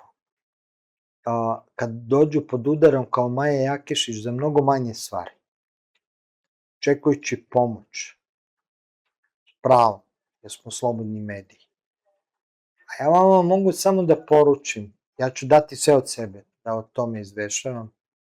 Nekad neću stići jer nemam mogućnosti, jer redakcija je sa 9 pala na 4, nemam nadu da mi pomogne, a moji ljudi na sajtu se raspadaju, padaju od posla i nemogućnosti da se oni dodatno bave time. Ako se sad ne pobunite i ako ne dignete glas, bit ćete žrtve. I ovo što prolazi Maja, to je vrh ledenog brega, proći ćete još gore. Zato, dragi gledalci, umesto što stojite mnogi od vas sa strane i mislite da je dovoljno što ćete jednog dana glasati, izaćete u šetnju, morate biti aktivniji u otporu. Idu izbori i ne možete da čutite. Morate da dignete glas. Vraćam se na ono što sam pre, kad sam pročitao imena. Morate javno da svedočite da ste protiv ovog sistema s jedne strane i da javno svedočite ko su oni koji uzrokuju ovo što nam se dešava. I da javno postavljate pitanja ova koji sam ja postavio. Lepo je što ja postavljam ta pitanja, lepo je što Duško postavlja slično pitanje za druge stvari, isto to. Ali morate svi vi da postavljate pitanje u svakodnevnom životu. Ne samo kad sretnete nekog čacije pa da ga pitate ove stvari, pitate ga gde je Goran Vesić, gde je na ovaj način. Gde je Milić, Veselin Milić. Nego morate i međusobno da postavljate jednim drugima pitanje, da biste bili svesni u kakvoj situaciji živite. Jer pitanje je trenutka više, a ne dana ili godine ili meseca, kada ćete vi biti na ovaj ili onaj način žrtva sistema, ali nažalost osetit ćete na svojoj koži da je jako malo ljudi tu da vam pomognu. Zašto ovo za kraj govorim? Maja Jakešić prolazi kroz pakao i nažalost moje kolege su postale neme, umesto N1 i Nova da pričaju o ovome i danas, namerno ih prozivam, čute da nije nas alternativnih medija, ne bismo pričali o njenom slučaju. Ne postavljaju pitanje čak da vide da li je to što Maja radila normalno, da li je to ima nešto njenog ličnog ili je sve što je napisala, a ja ono što sam... A proveravao sam je, verujte mi, više puta. Ja nisam verovao, na primjer, dok mi nije poslala presudu zašto je godinu u zatvoru. Mislio sam da je to nemoguće, da je to nešto ona lično malo umislila, hiperbolisala. Ne, od reči do reči je sve bilo tačno. I zato verujem i za druge stvari što je govorila, eto kao i za marihuanu da je tačno. Ljudi, ako već nemate hrabrosti sami da dignete glas, podržite one koji imaju glas u vašoj sredini. Što čutite vi iz Kruševca? Što se pravite ludi? Šta mislite? Maja će jedino, ona će da izbori za vas, da vas jednog dana i vas Gašić tako ne tretira kao stoku, kao što pokušava da uništi Maju, samo što se Maja buni i brani. A šta vi radite? Kako gledate vi vašu decu? Mislite da vašu tu sramotu što ste kukavice, vaša deca ne znaju? Znaju, ali gutaju u sebi. Hoćete da postanu i oni kukavice kao što ste vi. Razmislite o ovome što sam ja rekao. Ne morate biti preterano hrabri, ali ne dajte nas, što bi ja rekao. Vidjet ćete, bit ćete mnogo slobodniji, mnogo ćete lepše disati nego što sad dišete. Upravo govorimo o građanskim slobodama. Malo pre smo govorili da je jako teško dobiti izbore u situaciji kad imaš 1,3 miliona najverovatnije, najmanje nepostojećih glasača koji prvog sekunda izbornog dana glasaju za režim ili za one koji režim kaže. Kada nemaš slobodne medije.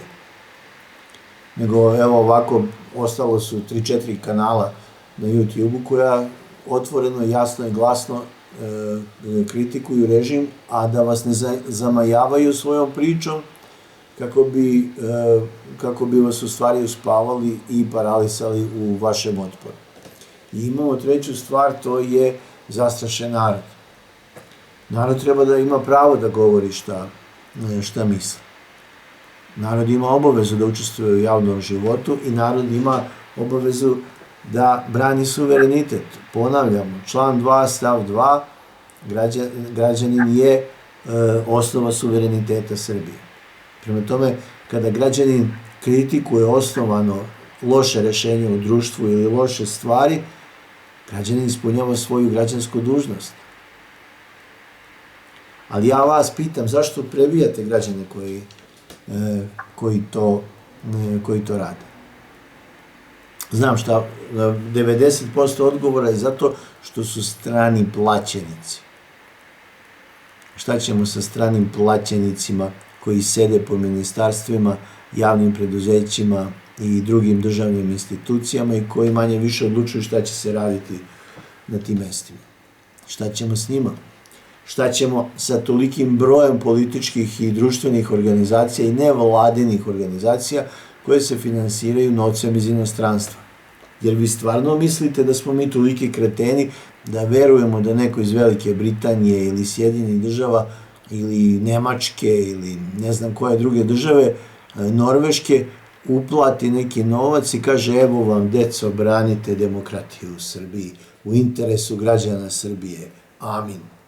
Jer vi stvarno verujete u to. Svako ko dobija novac iz inostranstva ima deo posla koji mora da radi za njih. Ako ništa, da bar pokriva određene teme. I to je isto dovoljno. Dovoljno je da kritikuje državne organe ako rade nešto što nije u skladu sa agendama kojim se nameću. I tako stvaraju društvenu krizu. I tako stvaraju javno mnjenje. I to je isto njihov posao. Zato je pokret Sabor tražio, ima više od mesec dana od Skupštine da se donese zakon o stranim agentima. To smo isto tražili i pre godinu dana. Znači svako ko dobija novac od Rockefeller fonda, jer vi stvarno verujete da on brani demokratiju i da vas brani od Rio Tinta? Razmislite o tome. Svako ko dobija novac iz inostranstva mora da nosi bedž. Ja radim, dobio sam novac iz inostranstva i najverovatnije moje reči su deo programa koji moram da realizujem kod vas u praksi. I ima još jedna sramotna stvar koja se dešava, a to je da i naša država ima novac za nevladine organizacije i umjesto da ih usmerava na one organizacije koje stvarno imaju jasan program, jasnu akciju na terenu i imaju društveni uticaj i koji to sve su stekli svojim novcem i svojim radom bez naknade, vlast uzima i daje novac iz državnog budžeta namenjen za nevladine organizacije, daje svojim organizacijama i svojim pojedincima. To je isto subverzivna delatnost protiv naroda i države, kao što je novac koji neki dobijaju iz inostranstva da bi realizovali projekte. Zato nam je i borba protiv Rio Tinta tu gde jeste. Jer neko iz inostranstva je finansirao projekte. Pa šta vi mislite? Da neko iz inostranstva daje pare da bi zaštitio vas i vašu državu od firmi iz te države odakle dolaze te subvencije? Da li vi mislite da je to moguće? Ili da li je moguće da vi to možete da poverujete u tu žvaku, a da ne opsujete nekog? Kad vam neko kaže na ulici neku benignu stvar, vi ste spremni da se bijete, a kad vas neko pravi budalom za ovako krupne stvari, vi preko toga prelazite. Nemate dokaza. Pa vi stvarno očekujete da će lopov da kaže: slušaj, snimaj me sada kako bi taj snimak sutra upotrebio protiv mene, kako bi me osudio. Vi stvarno verujete da je narod toliki kreten? Možda je pravosuđe prihvatilo takvo pravno rešenje, ali što je to prihvatilo, o tome će se veoma brzo morati razgovarati. Jer takvim stavom i takvim prihvatanjem pravosuđe je dovelo celu državu u problem. Stoga, slobodan građanin je najbolji garant da se ova zemlja može odbraniti od savremenih vrsta rata. Ako vi verujete da vas generali brane od specijalnog rata, onda vi nemate elementarno znanje o savremenom ratu. Ako vam neko iz medija kaže šta kažu naši generali o našem, šta kažu policijski generali, pogledajte na šta nam liči društvo. Ko je to razorio? To nisu razorili tomahavci, niti bombarderi B-52 i te ostale gluposti, već su razorili ljudi koji su donosili pogrešne odluke svesno ili su ćutali na pogrešne odluke koje je neko donosio svesno. I tu smo gde smo. Šta ćete da radite? Na vama je. Nije ovo samo država Dejana Zlatanovića i moja, nego i vaša. Sad kad su u pitanju mediji, prvo ajde za Srbin Info, a onda ću pričati za Novu, N1 i Danas. Je bitno to što se dešava? Prvo da vam se zahvalim od srca što ste uspeli makar za ovaj mesec negde između 75 i 90% potrebnih sredstava smo dobili za ovaj mesec. Ostalo je nepunih 1000 evra, ne manje, oko 700-800 evra da dobijemo da bismo zatvorili celu priču do 31. augusta. Kako ide, mislimo da će donacije koje idu u dobrom smeru i da kako pristižu, da će pristići do kraja. Ne, ja 90, izvinite, ja sam tu prebacio. U stvari, trebalo nam je, malo sam umoran, ceo dan sam bio na nogama, trebalo nam je oko 3000 evra, mi smo dobili 2200, 2300 evra, evo, otprilike tako, da bismo zatvorili priču. Čisto vam kažem, za 31. do oktobra će biti isto problem. U oktobru M su skuplje reklame, M YouTube će nam reši ovaj problem koji smo bili, na dobrom smo putu, tako da će i prihodi da porastu Srbin Info. Znači, hvala vam od srca. Zahvaljujem se još jedan put Nenadu Kostiću koji je pokrenuo jednu zanimljivu akciju. Čovek koji sa mnom ima neka razmišljenja ista kada je u pitanju smena Aleksandra Vučića, ali koji je liberal, građanski, ja sam nacionalno građanski, suverenističko-građanski, ajde, patriotsko-građanski, pa se u mnogim stvarima razlikujemo, ali koji je napravio neku akciju i koji se pokazala veoma efikasni, hvala mu na tome, i ona je završena. Ona je završena već 20. bila i sad, to sam rekao juče, ali evo i danas potvrđuje. Naime, on je napravio fond od $500 i rekao je svako ko uplati, na primjer, 1000 dinara ili 2000 dinara, ja ću iz tog fonda od $500 da doniram još 1000 dinara. Tako da ako je Janko Janković dao za Srbin Info 1000 dinara, Srbin Info je automatski dobio 2000 dinara. Ta akcija je trajala dok je taj fond postojao, odnosno dok su se izvlačile pare iz tog fonda. Pošto je između 17. i 20. leglo $500, samim time ta akcija je prestala i tako da s vašom donacijom od $500 ja sam dobio dodatnih $500 od gospodina Kostića. Hvala mu na tome.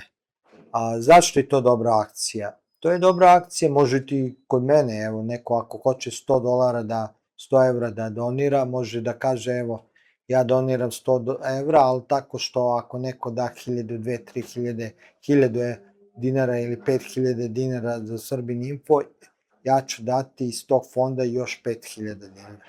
Ljudi se motivišu kad vide da nisu sami.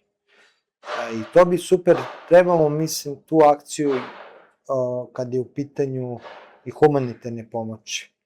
I ja apelujem onda da se skupimo tako, ja ću tako da radim sada kad su neki humanitarni pomoći, gledat ću sa više prijatelja, naprimjer nas 5 se skupimo pa napravimo fond od lupam 20.000, nas 5 i kažemo da ćemo evo 20.000, a tako ako neko da, više vas daju do 20.000, mi ćemo na vaših 20.000 dati 20.000. Ne bi bilo loše da to zaživi, jer se rađa tako solidarnost i ljudi rado će onda davati za neke pozitivne stvari kad znaju da na njihov dinar stiže još jedan dinar i da nisu sami u toj solidarnosti. Znači, hvala vam svima vama od srca. Ja sam prošli put čitao imena ljudi, inicijali, sve. Onda sam dobio od ljudi, mnoge koje sam pročitao, ipak molbu da ne pročitam, da nema potrebe, ali ja ću reći onda koji su iznosi na kraju meseca, čisto da znate kako su ukupni iznosi, koliko su, i neću onda da iznosim imena jedino ako neko baš hoće, ali ću iznositi koliko smo dobili i kako su stizali ti iznosi. Hvala vam još jedan put i to je dokaz da Srbin Info vredi i da ima dobre čitaoci i gledaoci. I to je ono što ja stalno kažem, bez vas mi ne bi opstali. Nadam se da ćemo uspeti do oktobra stanemo toliko na noge, da makar za nas 4 ima dovoljno sredstava, a da vratimo nadu i još koga, da nas realno bi trebalo 8 najmanje da nas bude, a bilo bi dobro i 10. Ljudi, shvatite, mi smo po zakonu radimo, plaćamo porez, plaćamo sve dažbine, nikad nismo bili u blokadi.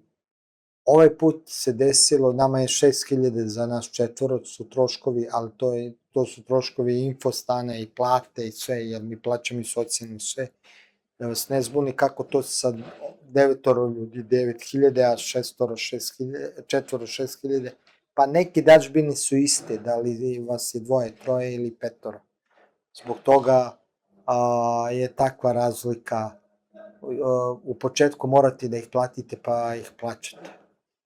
Tako da, hvala vam još jedan put, nažalost, kažem, nažalost, super, hvala što se završila tako brzo, kad je Kostić, nego nažalost za sada, znači kad date 1000 dinara, daćete 1000 dinara, jedino ako se neko javi sa nekim novim fondom kao gospodin Kostić. Da, kako se to radi, Kostić je to, ja sam to objavio i pokazao, imenom i prezimenom je rekao, napisao je pismo, overio kod notara i dao garancije kroz to da će to uraditi.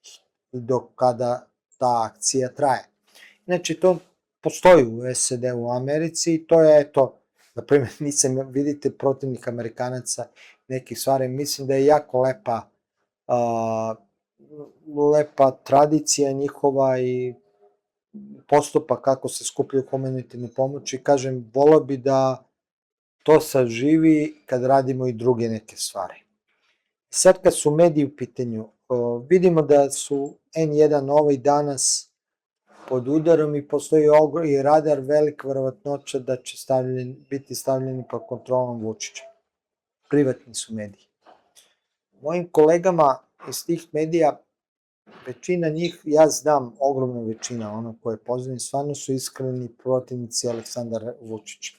Mi se jako ideološki razlikujemo, ali oni imaju jedne mane i ja bih volao da te mane, a vidim ja na mojoj koži da su sve manje prema meni te mane se manifestuju, ali bih volao da oni imaju sve manje te mane i da ih ohrabre u nečemu. Prvo, imali su mane da su sa visine gledali na sve nas alternativni medije i mislili su da te plati fondovi koji ih finansiraju da su Bogom dani i da će ih celog života pratiti. Bog me neće, kao što vidite. I vama su primanja nesigurna kao i nama. Solidarnost je jako bitna i ne trebamo, makoliko se razlikovali i ne pričali možda, ali ako smo na pravom putu, a na različitim ne u pravom pravcu, ali sa različitim putevima, ne moramo jednog drugog da spotičemo. Ja vam dajem zato podršku u vašoj borbi, ali kažem vam, ne vredi da pokušate da ih spasite te medije, jer zakon je na njegovoj strani, Vučićevoj. Vlasnici vaših medija su se prodali. Morate biti suočeni sa tom istinom. Jedno istraživanje je pokazalo, koji sam ja imao uvid, da kada je levica u pitanju, ljudi koji preferiraju levicu i smatraju se levičarima, smatraju medije svoje kao najjačom institucijom, kao što mi desničari smatramo crkvu, vojsku. Vi smatrate instituciju koja je najvrednija medije. Pokazalo se da, levičari mislim, i da u tom istraživanju kad bi, na primjer, jedan Kesić, Žaklina Tatalović i drugi novinari iz tih medija napravili, na primjer, svoju stranku da bi obrisali ove ostale stranke koje postoji na levici. Toliko imaju veliko poverenje. Ljudi pre svega njima ne veruju. Zašto vam to kažem? Pokrenite svoj medij. Ja sam Srbin Info pokrenuo sa 119 evra. Znam da će biti u početku teško, znam da ćete morati malo da se stegnete, ali vam kažem da ćete osetiti ono što ja osjećam, slobodu, koja je jako vredna i ne postoji taj novac koji može da plati, a drugo, za razliku od mene, vi lakše možete onda i zapadnim fondovima da pristupite. Ja mislim da će zapadni fondovi vama lakše dati novac nego što ću ja dobiti od Rusa. Rusi su em škrtice, em najveći neprijatelji samoga sebe, ali to je duga priča. Tako da, moj vam je savjet, pokrenite svoje medije što pre, pokušajte da neke donacije dobijete i sada, da kad krenete, kad već imate mogućnost da uzimate te fondove na zapadu, tamo idite i pokušajte da napravite svoju priču i da više nikad ne zavisite od nekog Šolaka koji može da vas proda. A imate jedan najveći kapital, a to je kapital da vaši gledaoci vama veruju, kao što ja imam veliki kapital da moji gledaoci veruju Srbin Info. Iskoristite to, jedino što je problem što morate malo da se stisnete, šta da vam kažem. Tako je, vuk je često puta bude gladan, ali je slobodan, sami sebi gazda. Pas je uglavnom sit, ali što se kaže, celog života je džukac. A vi birajte da li ćete biti vuk ili džukac. A ja mislim da nema promene ovog režima i bez vas, čak i kakvi takvi ste i kakve imam ja primjedbe, kao što vi imate prema meni, ali mislim da bez vas nema promene i da je jako bitno da postoje ti mediji kao što su bili do sada. I nadam se da ćete shvatiti da morate biti malo otvoreni za drugu stranu i vaši gosti isto i da zajednički jedini možemo da gradimo Srbiju bez obzira, uprkos razlikama, ne bez obzira nego uprkos razlikama, što ja govorim stalno, po meni su 3 principa po kome treba srpsko društvo i država da se gradi. To je prvi princip, da samo građani Srbije i svi Srbi ma gde bili u svetu trebaju da se pitaju i da odlučuju o sudbini naše države i društva. To ne znači da budemo zatvoreni u kavezu. Naravno, trebamo uzimati savete od drugih, imati kontakti sa inostranstvom, praviti veze sa inostranstvom, ali kad je u pitanju krajna odluka, to rade i Amerikanci, to rade i Britanci, to rade i Jevreji, to rade sve velike nacije, Indijci, Kinezi. Treba te odluke mi sami, građani i pripadnici srpskog naroda da donosimo. Kad kažem građani, Mađar, svaki Mađar, Albanac ili bilo ko, Bošnjak, ko osjeća Srbiju kao svoju zemlju, ima pravo u stvari koji se poštuje zakon i ustave ove zemlje, pripada mu Srbija kao imenik 100% Srbino. On ima ista prava, ali iste i obaveze. To se mnogo puta zaboravlja. A to i trebaju i imaju i svi Srbi ma gde bili u svetu, jer je srpski narod stvarao ovu državu. Kao i svi građani koji žive na ovom prostoru. Svima nama pripada Srbija. Drugi princip je da ako je neko privilegovan, drugi ne smije biti diskriminisan. Evo ja imam mediji, mogućnost da preko medije više zarađujem, više se gledam, ali ja ne smijem da zabranim nikome da pokrene i on svoj medij, da i on pokuša da bude kao Srbin Info ili neki drugi mediji, da se bavi novinarskim poslom. Nažalost, Vučić je samo krajnji ekstrem, ali kod nas imamo taj stav. Ne borimo se mi za privilegije da imamo više, kravu više, nego se borimo da naš komšija nema uopšte ni jednu kravu, da uništimo onog drugog. To moramo da iskorenimo iz naših života jedan put za svagda. Znači, to što sam privilegovan, pa privilegovan je i mehaničar kada odete da vam popravi kola. Vi njemu dajete veće privilegije nego što vi imate, jer on vam popravlja kola, zato što ima veće znanje i sve ostalo. Ali to ne znači da on treba da rukovodi u porodičnim stvarima kako vi porodicu organizujete i kako vam funkcioniše. Znači, privilegija postoji po zasluzi. I to je taj treći princip, privilegije se dobiju po zasluzi i traju dok imate zaslugu, a ne nasleđuju se i nisu za ceo život. Stalno govorim, Novak Đoković, dok je bio najbolji teniser, sve je bilo na njegovoj strani. Nekad bi mu i sudije pogledale kroz prste, imao je neke bolje povlastice, sad nije, neko drugi ima, tako i drugim sportistima kao i Messi. Otišao iz Barcelone negde drugde da igra u Americi. Neko drugi je došao, Jamal, da igra umesto njega. I taj mehaničar, dok je dobar, vi ste kod njega, kad nije, pređete kod drugog i tako dalje. Znači, privilegije ne smeju biti nasledne, moraju da budu po zasluzi i samo dok ste najbolji da traju, onog trenutka kad niste najbolji, molim lepo, idemo dalje, neko drugi će doći koji će zaslužiti tu privilegiju zato što je najbolji. Mislim tako da treba i to u novinarstvu, tako treba u celom društvu i zato je potrebno da postoji i Srbin Info, ali da postoji i neki mediji kao Danas, Nova i N1, ali sa svešću da Srbin Info ne postoji bez N1, ali ni N1 ne može bez Srbin Info. Ne možemo jedne druge diskriminisati, a naravno da ću ja želiti da budem gledaniji, uticajniji od vas i profesionalniji, bolji i da sam broj 1. Naravno da ćete vi gledati da sam ja da ste vi broj 1 u odnosu na mene. Pa borba, to je to pravo tržište, ali to ne znači da ja trebam da radim da se vi ugasite ili da vi radite da se ja ugasim. Ta svest mora da se promeni. Pa korak po korak mi smo izgubili slobodu govora, a tome je prethodila namera politike da sebe osigura i svoj položaj. Problem je u tome što su to političari svesno radili sa malignom namerom, jer ne može niko da mi kaže da ukidanje slobode govora i zloupotreba državnih institucija se desi eto onako slučajno. Omaklo mu se i tako 17 godina, druže sudija.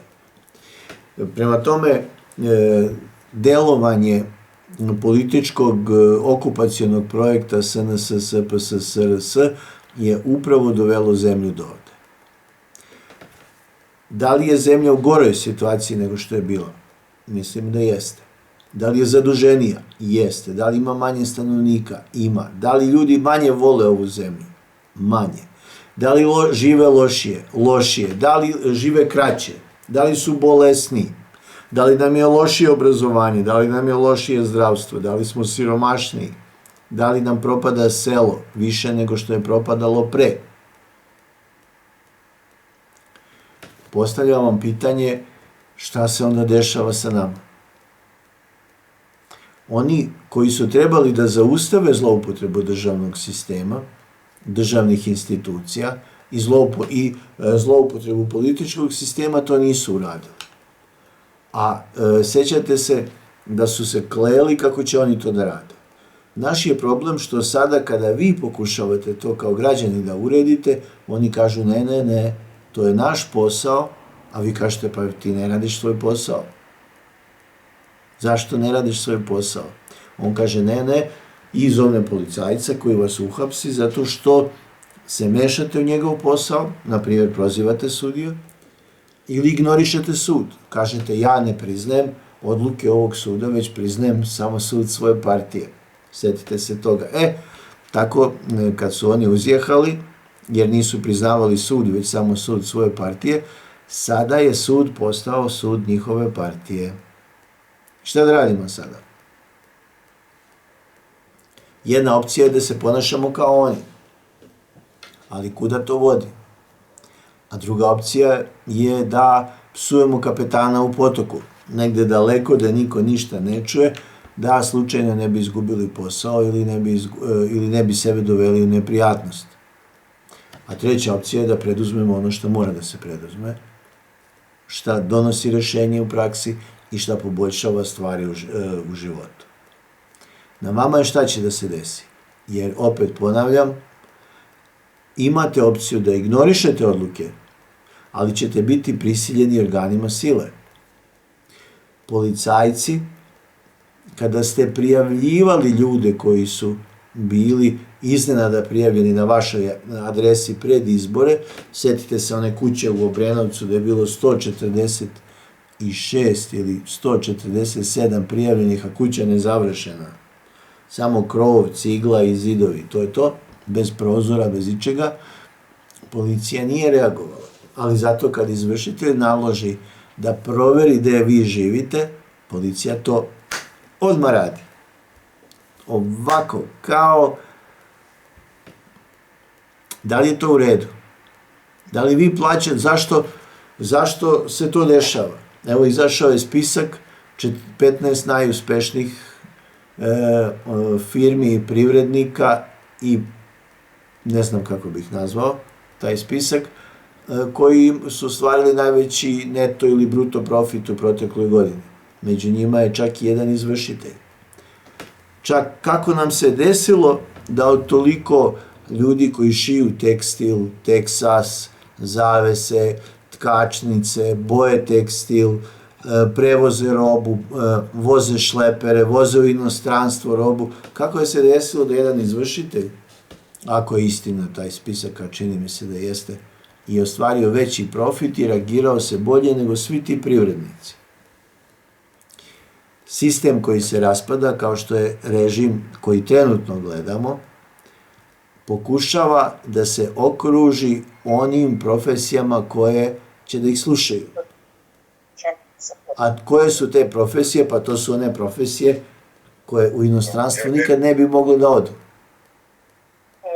Zato njima daje nenormalne privilegije i kroz te nenormalne privilegije on kupuje njihovu lojalnost, računajući da će kroz nenormalne privilegije i mnogo bolje uslove za život nego oni koji pune budžet, koji proizvode i stvaraju, da će time stvoriti barijeru od tih neprofitnih profesija i tako zaštititi sebe.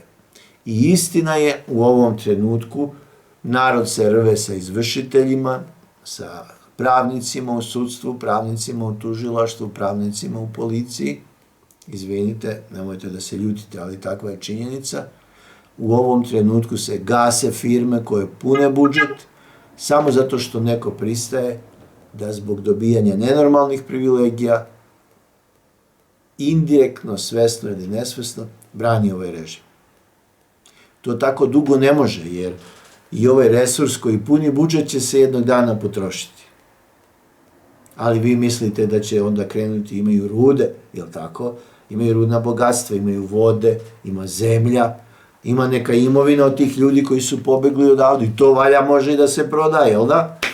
To je lepa lova, ali ne zaboravite da i sve te suze koje ste proizveli svojom potrebom da zaradite neku kintu na ovak način, a režim vam je to omogućio svesno, namerno da bi vas kupio, ne zaboravite da te suze imaju svoju decu, svoje muževe, svoje žene, svoju braću, sestre, familiju, prijatelje i da vas možda oni čekaju iza prve krivine, druge, treće, četvrte. Nemojte misliti ako je sud ukinuo osvetu, da ta osveta neće postojati. Ja ne pozivam na osvetu. Ja vam samo upozoravam na praksu i na zakon koji vlada na Balkanu već stotinama godina.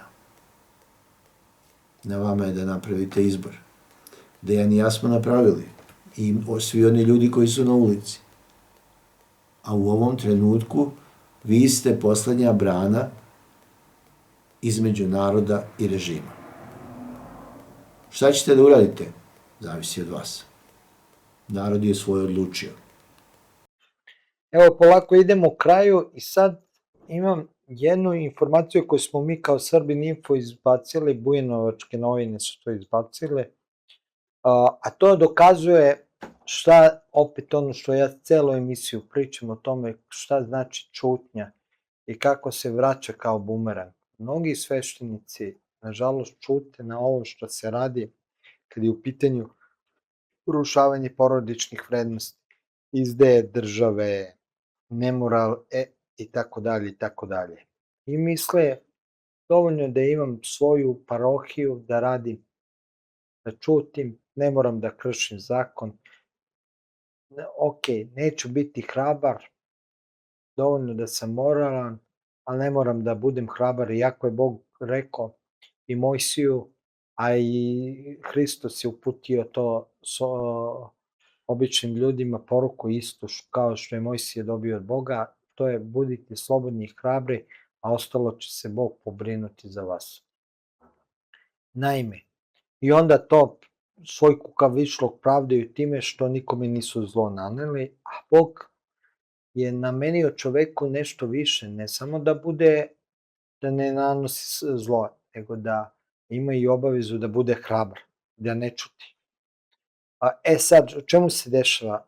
U Bujanovcu, znači to je centralni deo Srbije, nazovimo, to nije Kosovo i Metohija. A čuti patrijarh, čuti tužilaštvo, čuti policija na ovaj događaj. Inače se desio u sredu, pisale su o tome i Bujanovačke novine, Srbin Info je proverio vest i preneo. Zvali smo ljudi tamo, pa smo saznali.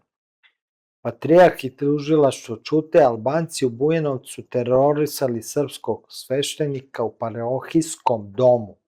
Pazite, ušli su u portu crkve, u parohijskom domu, urinirali na pragu, lupali u prozore, urlali u čekea i Allah Akbar. Nije Kosovo i Metohija, u pitanju je Bujanovac. Znači, u pitanju je parohijski dom. Ušli su i sve su to radili.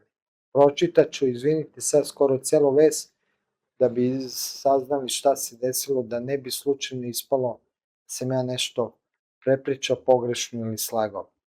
Boban Ilić, sveštenik Srpske pravoslavne crkve u Bujanovcu, detaljno je za Bujanovačke novine opisao napad kojim su on i njegova porodica bili izloženi sad u sredu, to je 19. avgusta, uveče ispred parohijskog doma u kome žive u samom centru Bujanovca. Inače u Bujanovcu je 51% Albanaca, 49% Srba. Otac Boban ističe da je njegova porodica gotovo 45 minuta, to je jedan školski čas, bila na meti trojice albanskih mladića i da je bilo strašno. a događaj ih veoma uznemirio.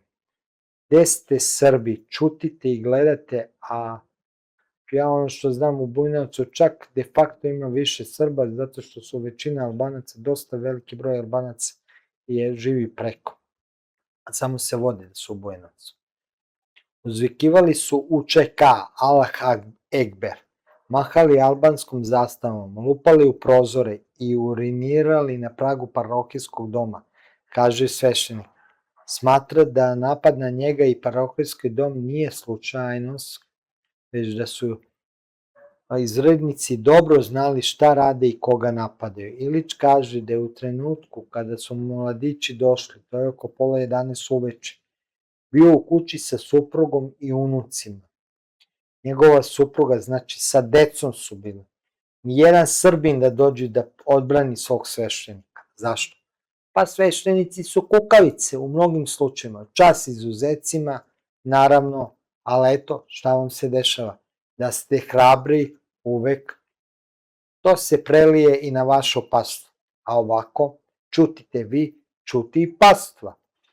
Njegova supruga sišla je u dvorište da skupi veš i očisti salu u kojoj se održavaju sastanci crkvenog odbora.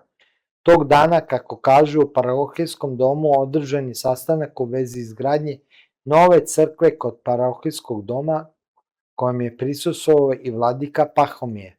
Došli su kolima i parkirali se baš ispred ulaza, mislili na Albance. Pustili su glasnu albansku muziku, supruga u početku nije shvatila nešto ozbiljno, mislila da muzika dolazi sa ulice, priča otac Ilić.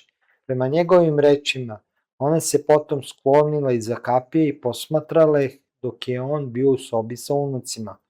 Uzimali su zastavu i mahali njome ispred kuće, lupali na prozor sale gde držimo sastanke, a onda su sva trojica urinirali ispred ulaza na samom pragu, nakon čega su otišli, ali se i brzo vratili.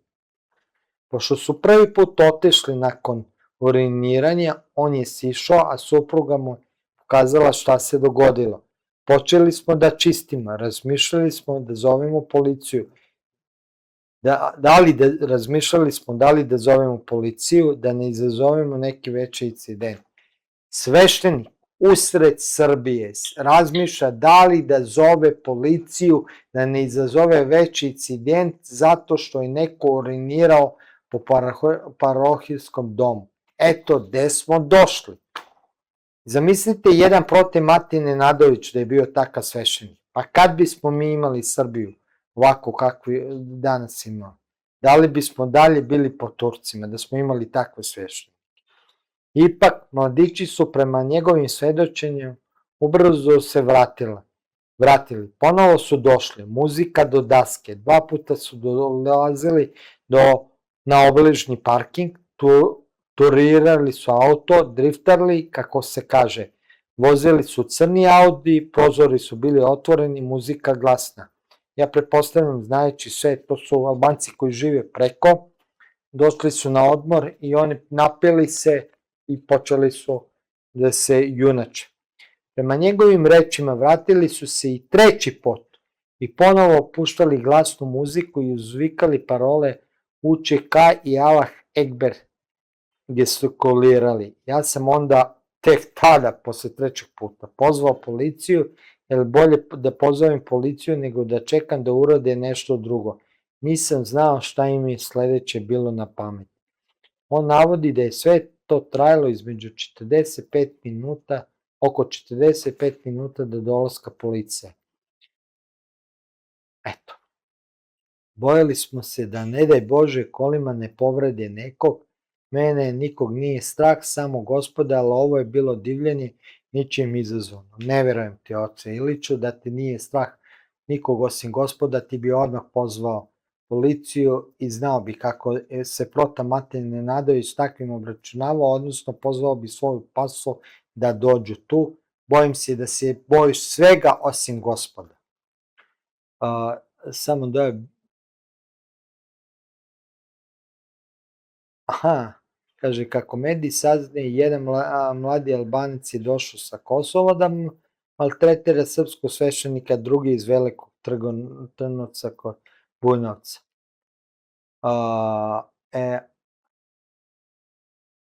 Inače se to desilo na Preobraženju, najvećem prazniku u ovom doba godine, posle Velike Gospojine.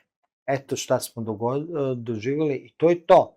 Bojite se ovna, pa bojit ćete se i govna. Šta vam drugačije mogu reći, to je to što vam se dešava, pa vi dalje strepite od Aleksandra Vučića, ljubite mu ruke, pa ćete doživjeti ovo što je sveštenik Ilić doživeo. To je, ako niste dovoljno spremni da budete slobodni i hrabri, ovo vam je budućnost. Pa Bujanovac je odavno postao meta za proširenje terorističke države Kosova. Mislim da je to više nego jasno. Meni nije jasno da državni organi na takav način ignorišu sve pojave koje se tamo dešavaju. Nije samo napad na sveštenika i na parohijski dom u Bujanovcu, već imamo i sela koje se bave narkoticima, u koje niko ne sme da uđe. Dalje imamo pritisak na srpsko stanovništvo, imamo milion problema koje bismo trebali kao država i društvo da rešavamo. Međutim, oni se ne rešavaju iz nekog razloga. U ovom trenutku je evidentno da neko podržava, mislim da je to više nego jasno ko to radi, Savez Nemačke, Velike Britanije i Sjedinjenih država, da podržava takvo ponašanje Šiptara i oni smatraju da su završili posao na prostoru Kosova i Metohije i nastavljaju dalje. Ne znam šta tu više nije jasno. Onoga trenutka kad ukloniš ili suzbiješ Srpsku pravoslavnu crkvu, ti si stvorio sve preduslove da završiš ostatak posla. Privreda više i ne postoji u rukama Srba u tom prostoru, imaš samo ljude koji žive na selu i koji su svoju decu iz nužde, ne iz hira, sklonili odatle, oni ostali da čuvaju ognjište i da čuvaju očevinu i dedovinu. To je to. Suština je da ja na neki način razumem sveštenika, jer je takav sistem kakav jeste, ali ne razumem policiju koja je trebala da reaguje na takvu vest, da je proveri i da reši problem. Ne razumem tužilaštvo koje čeka da to neko podnese pisano, u pisanoj formi. Ja čak i vidim da je tu bilo, između redova se nazire da je bilo i pritiska na svešteno lice da ništa ne preduzima, ne bih rekao dakle, ali očigledno. I to u principu samo govori da je Ohridskim sporazumom, odnosno Briselskim sporazumom koji niko nije hteo da potpiše i valjao se po podu, a to je upalilo kod nekih ljudi, setimo se, da su stvoreni uslovi da se završi posao Kosova i Metohije i da krenu dalje. Oni će krenuti dalje i pokušat će da preseku vezu između Beograda i Soluna, što je Bujanovac i Preševo jedna od najjednostavnijih metoda, i na taj način da se prekine veza između luke u Solunu i Beograda kao jednog od huba koji je planiran na tom putu svile. Ono što Srbima je visoki interes je da imamo vezu sa Grčkom, zdravu i dobru, ne zaboravimo Prvi svetski rat, ne zaboravimo šta se dešavalo u Drugom svetskom ratu, prema tome veza između Srbije i Grčke mora da postoji i, nažalost, moram to otvoreno da kažem, ona mora biti branjena vojnim putem. Zašto to se ne dešava? Vojska čeka političku naredbu. Zašto tužilaštvo ne reaguje? Čeka političku naredbu da bi radili svoj posao. Zašto policija ne reaguje? I ona čeka političku naredbu. A ko je u politici? Ja mislim da je to objašnjeno već 101 put, ko kontroliše vladu i predsjedništvo, a zašto je zadužena tajna služba u Srbiji. To tako dalje više ne ide, stvari se moraju menjati, jer mi hoćemo da živimo i hoćemo da preživimo. A da bismo preživjeli, moramo se braniti. A da bismo se uspešno branili, moramo se složiti i organizovati i nemojte, molim vas, više padati na te bućke koje vam šalje koje kakva opozicija, slobodni intelektualci, ne znam, pokvareni mediji i sve ostalo. Znate šta vam je činiti, siguran sam da postoji dobar čovek u vama, prema tome organizujte se i branite ljudskost, branite vašu tradiciju, branite vaše korene, branite sistem vrednosti koji počiva i živi u vama, a to je sistem vrednosti koji su vam ostavili vaši preci. Ne treba više ništa tu puno reći i sramota je svih ovih profesija koje sam pomenuo što su dozvolili da se o ovome govori u medijima, a da se o tome ćuti. Uz klasično obrazloženje ja samo radim svoj posao ili plan B, ne mogu da radim dok nemam pismeni dokument ili odgovor C, ne da mi šef. Šta da radimo? Raspali smo se i to veoma profesionalno. Žao mi je. Pre nego što zatvorim emisiju, hteo bi dve stvari da kažem. Prvo, ja sam prozvao onih ljude sa Kosova i Metohije da nameravaju da tuku Srbe po Srbiji radi Vučića zbog izbora. Sad apelujem na njih, možemo i zajedno da odemo zaštitimo sveštenika u Bujanovcu i da, pošto država neće, da pronađemo ko je to uradio i da ga privedemo pravdi i da postavimo jasnu poruku da to je nedopustivo u državi Srbiji. Pa ako hoćete, braćo, eto ja vas zovem braća i ako ste spremni da nas gazite, ubijate i sve ostalo, jer znam da ste ucenjeni, evo pozivam vam sve vas zajedno da odemo i da tako odbranimo srpstvo i ovo sve, jer ovo je užasno što se dešava. Teo bi, stalno govorimo o odgovornosti drugih, teo bi da onda, moram i na ličnom primjeru da to potvrdim. Ja sam, bolje reći, rekao jednu glupost, ali jednu veliku grešku, gostujući kod Ljube na Slaviji, i hoću da se ispravim i da izvinim, jer ja sam čuo, neke stvari sam, u stvari, rečeno mi sve, ali nisam dobro do kraja proverio, odnosno površno sam to preneo i stvarno nije bilo profesionalno i neki ljudi su to primetili i eto, ne ljutim se, hvala vam na tome, ja sam pogledao gde sam pogrešio i izvinite. U pitanju je ovo što je Vučić govorio o reci Ibar, da može da Srbija promeni tok, tako da vezano sa Gozojvodima i sve ostalo da separatisti ne mogu da koriste vodu i rekao sam da reka Ibar ima čudan tok tako da se ušće i izvorište su relativno blizu. Ne, nego tu se pogrešio. Izvorište u Crnoj Gori, znam, ušće u Kraljevu tamo. Gde sam pogrešio? Da, postoji mogućnost da Ibar ima čudan tok, on ide ovako nekako.